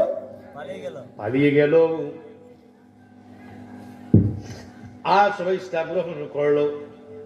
ইসলাম গ্রহণ করার পরে বাদশা বলে ইয়া রাসূলুল্লাহ, 2 হাত জোর করে বলে ইয়া রাসূলুল্লাহ, মনে মনে কয় যে নবীর জবান মুবারকের কথায় চন্দ্র ডুবে যায়, সূর্য ওঠে, সূর্য ডুবে, চন্দ্র ওঠে, চন্দ্র ডুবে, রাতকে দিন করতে পারে, দিনকে রাত করতে পারে, এই নবী আমার মনের বাসনাটা পুরাইতে পারবে। এবার মনে মনে একটি নিয়ত করেছেন, নিয়তটা কি সামনে বলছি। ওনার একটা অসুস্থ মেয়ের ব্যাপারে দরখাস্ত দিবে, এজন্য সামনে যেয়া হাতগুলো জোর করে কই ইয়া রাসূলুল্লাহ আমার একটি দরখাস্ত আছে। আমার নবী ডাক দেখ কয় বাদশা বলতে হবে না, আমি নবী জানি। তুমি যে বিষয় আমার কাছে নালিশ দিবে বাড়িতে যাইয়া তার ফল পাবে, যাও। এবার কি 10,000 সৈন্য লইয়া ওই ঘোড়ার গাড়ি, গরুর গাড়ির পাল দিয়ে তিনি রওনা দিলেন। ডাক দেখ কয় বাদশা কয় আমি যতক্ষণ চোখের পলক গুলো এক পলকে আপনাকে দেখা যায় ততক্ষণ দয়া করে আপনি স্টেজে বসে থাকবেন নেই, আমি বাড়ির দিকে যাব, আর একটু পরে ফিরে ফিরে আপনি নবীর দিকে তাকাবো। নবী গো আপনার দিকে তাকাবো, আপনার নুরানি চেহারা দেখতে দেখতে বাড়ির দিকে যাব। বলার পর আমার নবী মুস্কি হাসি দিয়ে কয় কবুল করলাম, তুমি যাও। এবারে বাদশা গিয়ে ঘোড়ার গাড়িতে উঠে গেলেন। গাড়িতে উঠে যাওয়ার পরে সৈন্যগুলাকে বলল তোমরা সামনে যাও, আমার কোন নিরাপত্তা লাগবে না, আমার নিরাপত্তা দিবেন স্বয়ং আমার আল্লাহ রাব্বুল আলামিন। আমি এখন দয়াল কামলেওয়ালা দয়াল নবীর গোলামীর খাতায় নাম দিছি, আমার আর কোনো ভয় নাই। তোমরা সামনে যাও। সব সৈন্যরা সামনে যা চলে গেলেন। বাদশা পিছনের গাড়িতে কয় আমার সিকিউরিটি লাগবে না, আমার কোনো নিরাপত্তা লাগবে না, তোমরা সামনে যাও। সবাই সামনে গেলেন পিছনের গাড়িতে, পিছনের ঘোড়ার গাড়িতে বাদশা। এবার তিনি বারবার সামনের দিকে ফিরে না বসে পিছনের দিকে পিছনের উল্টা দিকে ফিরে উনি বসেছে। কারণ কি, সামনের দিকে বসলে উনি দয়াল নবী দেখবে না, পিছনের দিকে ফিরে বসলে পিঠ দিয়ে সামনের দিকে, পিঠ দিয়ে পিছনের দিকে মুখ দিয়ে বসলে আমার নবীকে দেখবে। এবার তিনি পিছনের দিকে মুখ দিয়ে বসায় কয় কি আমি তোমাকে এমন কি তোমার চেহারার মধ্যে এমন কি জাদু মধু, আমি তোমার সারা জায়গা থাকতে পারবো না, বাঁচতে পারবো না। কি মায়া লাগাইলা নবী গো নবী, কি মায়া লাগাইলা নবী গো নবী, আমায় পাগল বানাইলা নবী গো, ইশারাতে পাগল বানাইলা। যার কান্দে চোখের পানি গুলো ফেলে ফেলে চোখের পানি বসে আর কান্দে, আমি কেমনে থাকবো তোমাকে সারা গো ইয়া রাসূলুল্লাহ। এবার চোখের পলক শেষ, আমার দয়াল নবী কেমন হুজরায় চলে গেলেন। বাদশা পিছনের দিকে উল্টা দিকে সামনের দিকে বসলেন। এবার দেবরক্ষীদেরকে বলে তোমরা পিছনে আসো, আমি এবার সামনের দিকে যাই। 10,000 সৈন্য সামনে 5,000, পিছনে 5,000, মাঝখানে বাদশা যাইতে আসার কাঁদতেছে, সৈন্যরাও কান্দে। বাদশাকে বলে হুজুর কেমন মানুষ দেখাইলেন গো হুজুর, ওনাকে ছাড়া কেন জানি এক মুহূর্ত ভালো লাগে না, দেশে যাইতে মন চায় না। কয় কার কাছে কস, আমারে তোরা চাইতে বেশি আর অন্তরে লাগছে রে। তোরা আমার কাছে কেন কান্দোস, কার কাছে কান্দোস? আমি কার কাছে কাঁদবো? ওনাকে ছাড়া আমার যে কিছুই ভালো লাগে না। বলে কাঁদতে কাঁদতে 10,000 সৈন্য নিয়ে কাঁদতে কাঁদতে এবার মক্কা থেকে ইয়ামনের দিকে যায়। ইয়ামনের দিকে যাইয়া আস্তে আস্তে যাইতে যাইতে বাড়ির ভিতরে গেল। যে বিষয় উনি নালিশ দিতে চাইছিল, ওনার একটা মেয়ে সন্তান ছিল, একটি কন্যা সন্তান ছিল। মেয়েটা ছিল কুষ্ঠরোগী। ওই সারা পৃথিবীর এমন কোন বড় বড় তান্ত্রিক কবিরা যেমন কি এমন কোন চিকিৎসক রাখে নাই, কোন চিকিৎসক ওনাকে ভালো করতে পারে না। মেয়েটা সুস্থ হয় না। মেয়েটার পছন্দ ধরেছে, গন্ধের রুমের ভিতরে যাওয়া যায় না। মেয়েটার পছন্দ ধরেছে বাজানো, ও বাজান মেয়েটার পছন্দ যখন পছন্দ ধরে গেল, পছন্দ ধরার পরে কি হয়ে গেল, গন্ধে গরমে যাওয়া যায় না। একজন দাসীকে দায়িত্ব দিলেন, সে সুগন্ধি ব্যবহার করে খাবারগুলো দিয়ে চলে আসে। এমনি করে দীর্ঘদিন বিছানায় পড়ে থাকার কারণে মনে মনে কয় যার ইশারায় রাত্র দিন হয়ে যায়, দিন রাত্র হয়ে যায়। সেই পাওয়ার যা পাওয়ার আল্লাহ যাকে দিয়েছেন তার কাছে নালিশ করি।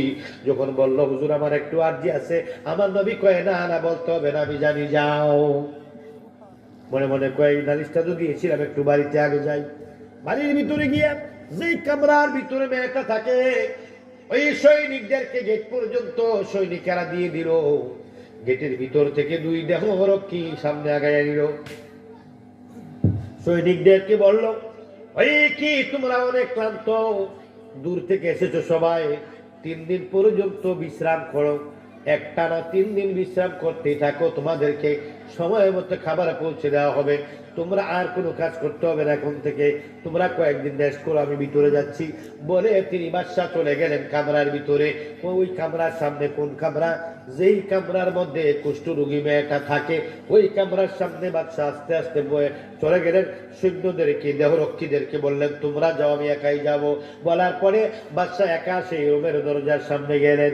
রুমের দরজার সামনে অন্যদিন যাওয়া যায় না পোষা গন্ধে, আজকে রুমের সামনে যায় দেখে গো এমন সুন্দর একটা সুগন্ধ রুম থেকে বের হইতেছে, যে সুগন্ধটা দয়াল নবীর গয়া মুবারকের মধ্যে পাইছিল। দুনিয়ার কোন আতরের মধ্যে এমন সুগন্ধ নাই, দুনিয়ার কোন সেন্টের মধ্যে এমন সুগন্ধ নাই। ওই সুগন্ধিটা নাকের মধ্যে যখন লাগলো, আমার নবীর কথা মনে হইয়া গেল। কান্দে দাঁড়াইয়া দাঁড়াইয়া কয়, বলিতে পারি না দয়াল তোমারি, তোমার কথা মনে হইলে বুকে আগুন জ্বলে রে মনির, বুকে আগুন জ্বলে। আমি ঘুম হইতে চমকাইয়া উঠি নবী, নবী বলে রে ও দয়াল নবী গো, বলিতে পারি না দয়াল তোমারে। ও নবীর পাগলের আগুন, আমার নবী কেমনেওয়ালা। এবার কি করলেন, দরজা দাঁড়ালেন, দেখেন রুমের ভিতরে থেকে সুগন্ধি আসতেছে। হঠাৎ করে দরজার মধ্যে কাছাকাছি গিয়ে যখন দাঁড়াইলো, দেখে গো ওই রুমের ভিতরে গুনগুন করে মধুর সুরে কে জানি আমার নবী কেমনেওয়ালার দুরূদ পড়তেছে। গুনগুন করে চিকন মহিলার এখন উঠে খায়ার কান্দে, সাল্লো সারমাদা আহমদা ইয়াহমদা, মারহাবা মারহাবা ইয়া নূরে খোদা। তোমারই নূরের ঝলক লাগিয়া গেল মাবুদের পরিচয় হইয়া, তোমারই নূরের ঝলক লাগিয়া গেল মাবুদের পরিচয় হইয়া। তুমি এনে দিলে এশেকের ফায়দা, তুমি এনে দিলে এশেকের ফায়দা। মারহাবা মারহাবা ইয়া নূরে খোদা, বলো সাল্লো সারমাদা আহমদা আহমদা, মারহাবা মারহাবা ইয়া নূরে খোদা, সাল্লো সারমাদা আহমদা আহমদা, মারহাবা মারহাবা ইয়া নূরে খোদা।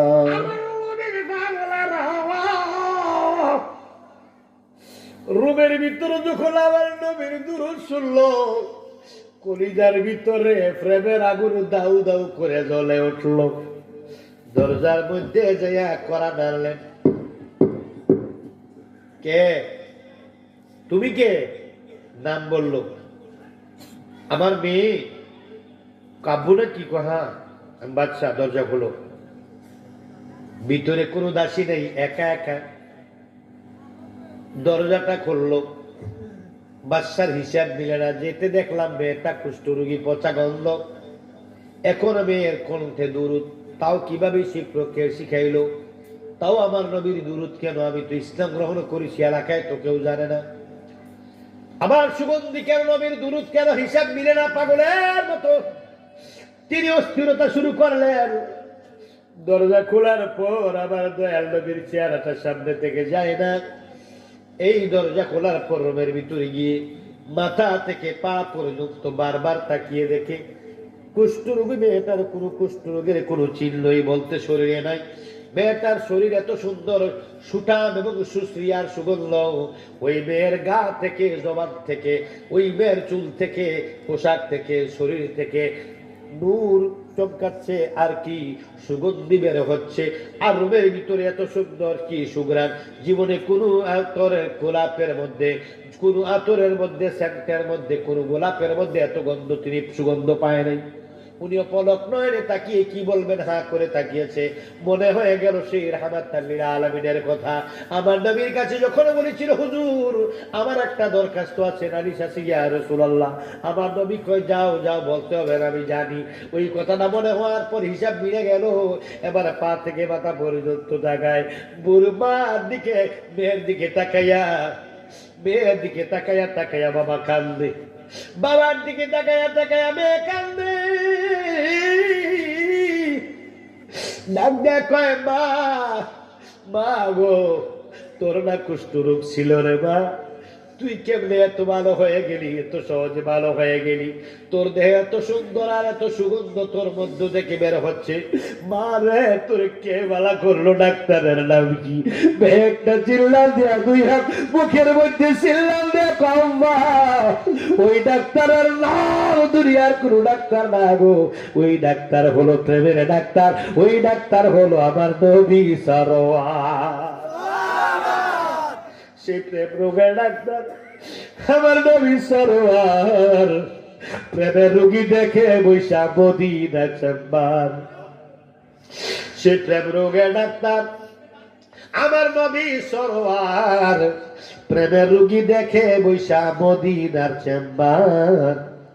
ওরে মদিনায় তার বসতে বাড়ি, ওরে মদিনায় তার বসতে বাড়ি, আরো সে ফুরে ঠিকানা। মন যেতে চাই সোনার মদিনা, আমার মন যেতে চায় মদিনা গো, মন যেতে চায় মদিনা, মদিনা মোর আসল ঠিকানা। এ বন্ধু, মেয়ে ডাক দিয়ে কই, বাবা গো, ডাক্তারের নাম হলো নবী কামলেওয়ালা। কেমনে দেখলি, কিভাবে চিল্লি? ডাক দিয়ে আম্মা, আপনি যে মক্কার জমিনে দয়াল নবীর কাছে নালিশ দিয়েছেন, নালিশ দেওয়ার সঙ্গে সঙ্গে যেই নবী চন্দ্রকে দ্বিখণ্ডিত করেছেন, যেই নবী সূর্যকে ডুবিয়েছেন, চন্দ্রকে ডুবিয়েছেন, দিনকে রাত করেছেন, রাতকে দিন করেছেন, ওই নবী কামলেওয়ালা একই সময়ে আমার ঘরে আপনি নালিশ দেওয়ার সঙ্গে সঙ্গে আমার নবী কামলেওয়ালা আমার রুমের ভিতরে হাজির হইয়া গেছে। আমার নবীর নুরানি থুতু মুবারক দেয়া আমার শরীরের মধ্যে যখন থুতু মুবারক লাগাই আমার নবী একটা ফু দিছে, সঙ্গে সঙ্গে কুষ্ঠ রোগ ভালো হয়ে গেছে আমার শরীরে। দয়াল নবী কামলেওয়ালার যে আতরের ঘ্রাণ পাচ্ছেন আব্বা, সুগন্ধ পাচ্ছেন, ওটা আতর না, সুগন্ধি না গো বাবা, এটা হলো দয়াল কামলেওয়ালা নবী কামলেওয়ালার থুতু মুবারক। পাগল বানাইলি দয়াল রে, আমায় দেবানা বানাইলি দয়াল রে, নামের সুদায় আমার খাওয়াইলি দয়াল রে, নামের সুদায় আমার খাওয়াইলি। বাবা চিল্লালি আম্মা, আম্মা কইয়া বের জবানের মধ্যে গড়া, বের গড়ার মধ্যে বুকের মধ্যে বাবা জড়ায়া ধরিয়া চাপ দিয়া ধরে কান্দে আর কয় মা, মা রে, ও মা খবর শুনবি নি? আমি আমার দয়াল নবী কেবলার গোলাম সাইয়াছি, আমি আর বাদশাহী চাই না রে মা, আমি এখন দয়াল নবীর গোলাম। এই পরিচয়টাকে বেছে নিয়েছি। আমি আমার দয়াল নবীর হাত মুবারকের মধ্যে ধরে আমি পড়েছি লা ইলাহা ইল্লাল্লাহ মুহাম্মাদুর রাসূলুল্লাহ সাল্লাল্লাহু আলাইহি ওয়াসাল্লাম। আমি নবী কামলেওয়ালার প্রেমের মালা গলায় পড়ছি রে মা, মা রে, ও মা তুই পড়বি নি? মেয়ে ডাক দেখ আব্বা, তুমি যখন মক্কার জমিনে কালমা পড়ছিলা আব্বা, সেই সময় আমিও দয়াল নবীর সঙ্গে কালেমা পড়া পালাইছি। ও বন্ধু, নবী কামলেওয়ালা রাহমাতাল লিল আলামিন, আমার নবী, মায়ার নবী, দয়ার নবী রাহমাতাল লিল আলামিন, যদিও তিনি কি বাহ্যিক স্বরূপে একজন মানুষ, হাকিকতে হলো নূরুন আলা নূর, সাল্লি আলা নূর সাইয়্যিদুল আলম সাইয়্যিদুল মুরসালিন খাতামুন নবীন হাদিসুল মুআল্লিমিন রাহমাতাল আশিকিন। আমার নবী কেমন রাহমাতাল লিল আলামিনের প্রেমিক হতে পারলে কবরও ভয় নেই, আসরে ভয় নেই, মিজানও ভয় নেই। আমার নবীর প্রেমিক হও, আল্লাহ রাখবাক দিয়ে কয় আল ইন কুনতুম تحبون الله فاتبعوني يحببكم الله। আল্লাহ ডাক দেয় নবী গো, বলে দিন, আপনি বলে দিন, যদি কেউ আমি আল্লাহকে ভালোবাসতে চাই, সে যেন আপনি নবীকে আগে ভালোবাসে। আল্লাহ ডাক দেয় ইয়া রাসূলুল্লাহ মাইয়ুতি রাসূল ফাকাদ আল্লাহ, নবী আপনি বলে দিন, কেউ যদি আমি আল্লাহকে অনুসরণ করতে চাই, শুধু যেন আপনি নবীকে অনুসরণ করে, আপনার অনুসরণ হবে আমার অনুসরণ। জোরে বলুন সুবহানাল্লাহ। হে রাসূলুল্লাহ, ইয়া হাবিবাল্লাহ, নবী গো, ও নবী আপনি বলেন মায়ার নবী, দয়ার নবী, আপনাকে আমি কাউসার দান করেছি, জান্নাত দান করেছি, শাফাতের মালিকানা করে দিয়েছি। আপনাকে যারা চিনবে, জানবে, বুঝবে, আপনাকে যারা মহব্বত করবে, তাজিম করবে, মহব্বত করবে, আপনি নবীকে যারা ইজ্জত করবে, আপনি নবীকে যারা অনুসরণ করবে, আপনি নবীজিকে যারা কি করবে, আদর্শ যারা মানবে, লাকাদ কানা লাকুম ফি রাসূলিল্লাহি উসওয়াতুন হাসানাহ, নবীজির আদর্শ হলো সর্বোত্তম আদর্শ। এই আদর্শ যারা মনে মনে ধারণ করবে, নবীজিকে মহব্বতের সহিত যারা ভালোবাসবে, আমার আল্লাহ কয় তাদেরকে লা খাউফুন আলাইহিম ওয়া লা হুম ইয়াহজানুন, তাদের দুনিয়াতে ভয় নেই, আখিরাতেও ভয় নেই, কোনো চিন্তা নাই। আল্লাহ কয় তাদেরকে আমি চিন্তা মুক্ত দুনিয়াও রাখবো, কবরেও রাখবো, আসরেও রাখবো, মিজানেও রাখবো, ফুলসেরাতেও রাখবো। জান্নাতের জন্য তারা কাঁদতে হবে না, যারা নবীর প্রেমিক হবে জান্নাত তাদের জন্য কাঁদবে। জোরে বলুন সুবহানাল্লাহ। একটু দাঁড়িয়ে নবীজিকে সালাম দাও, ইয়া নবী সালাম,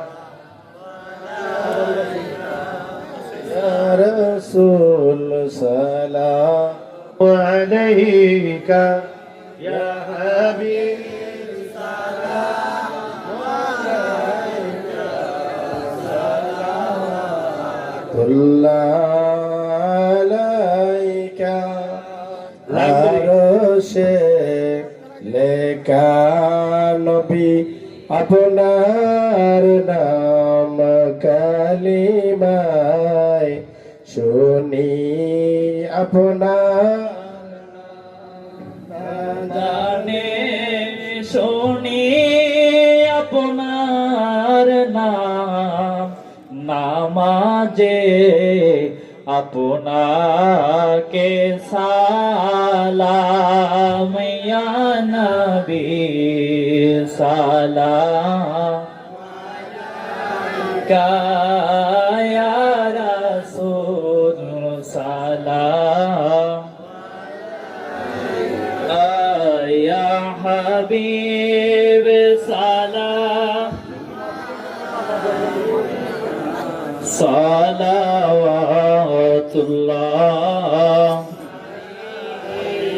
সাইয়্যিদিয়া রাসূলুল্লাহ ওয়া ইয়া হাবিবাল্লাহ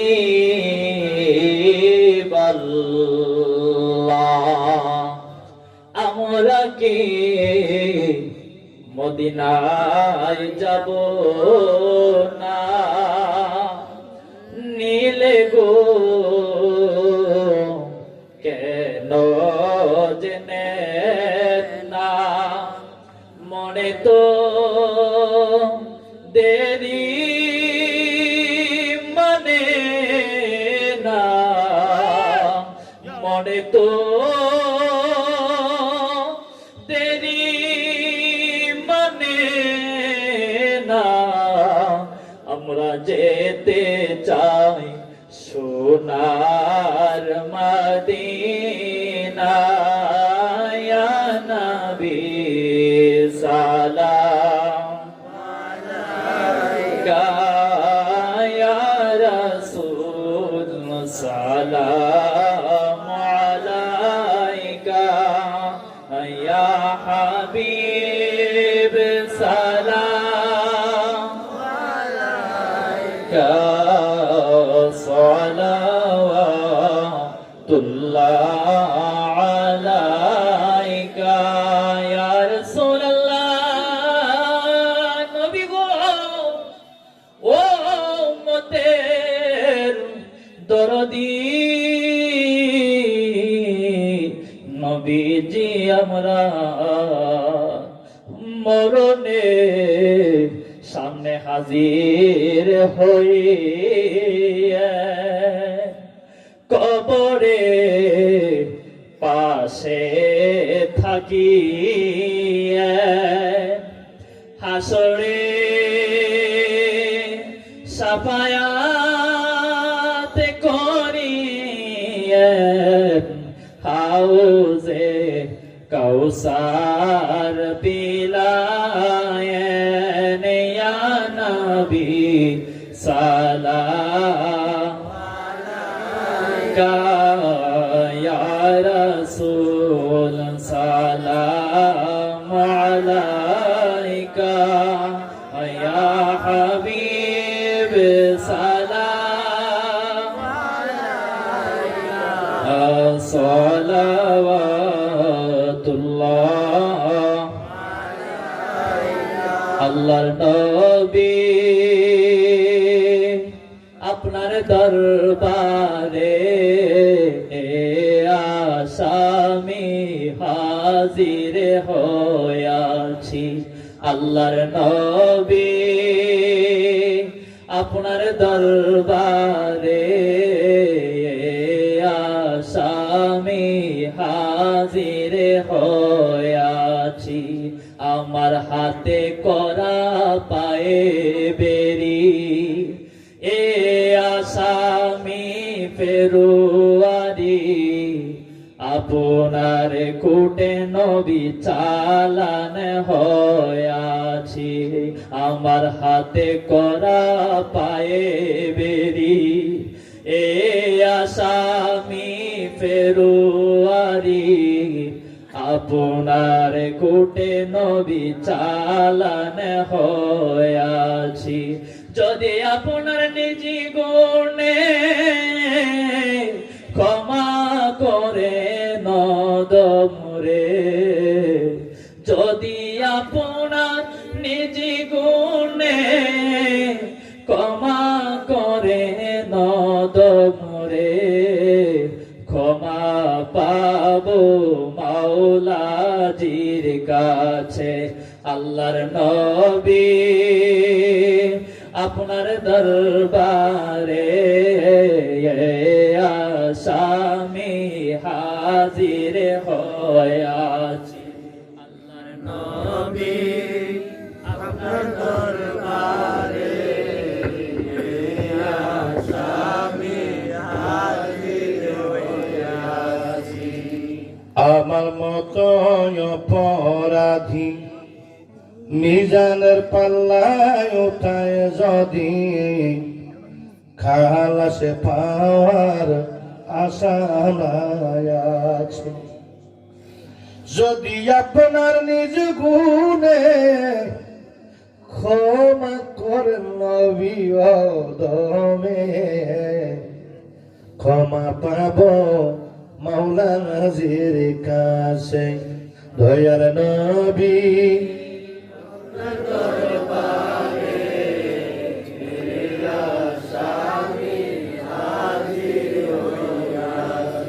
মায়ার নবী আপনার দরবারে এই আশা আমি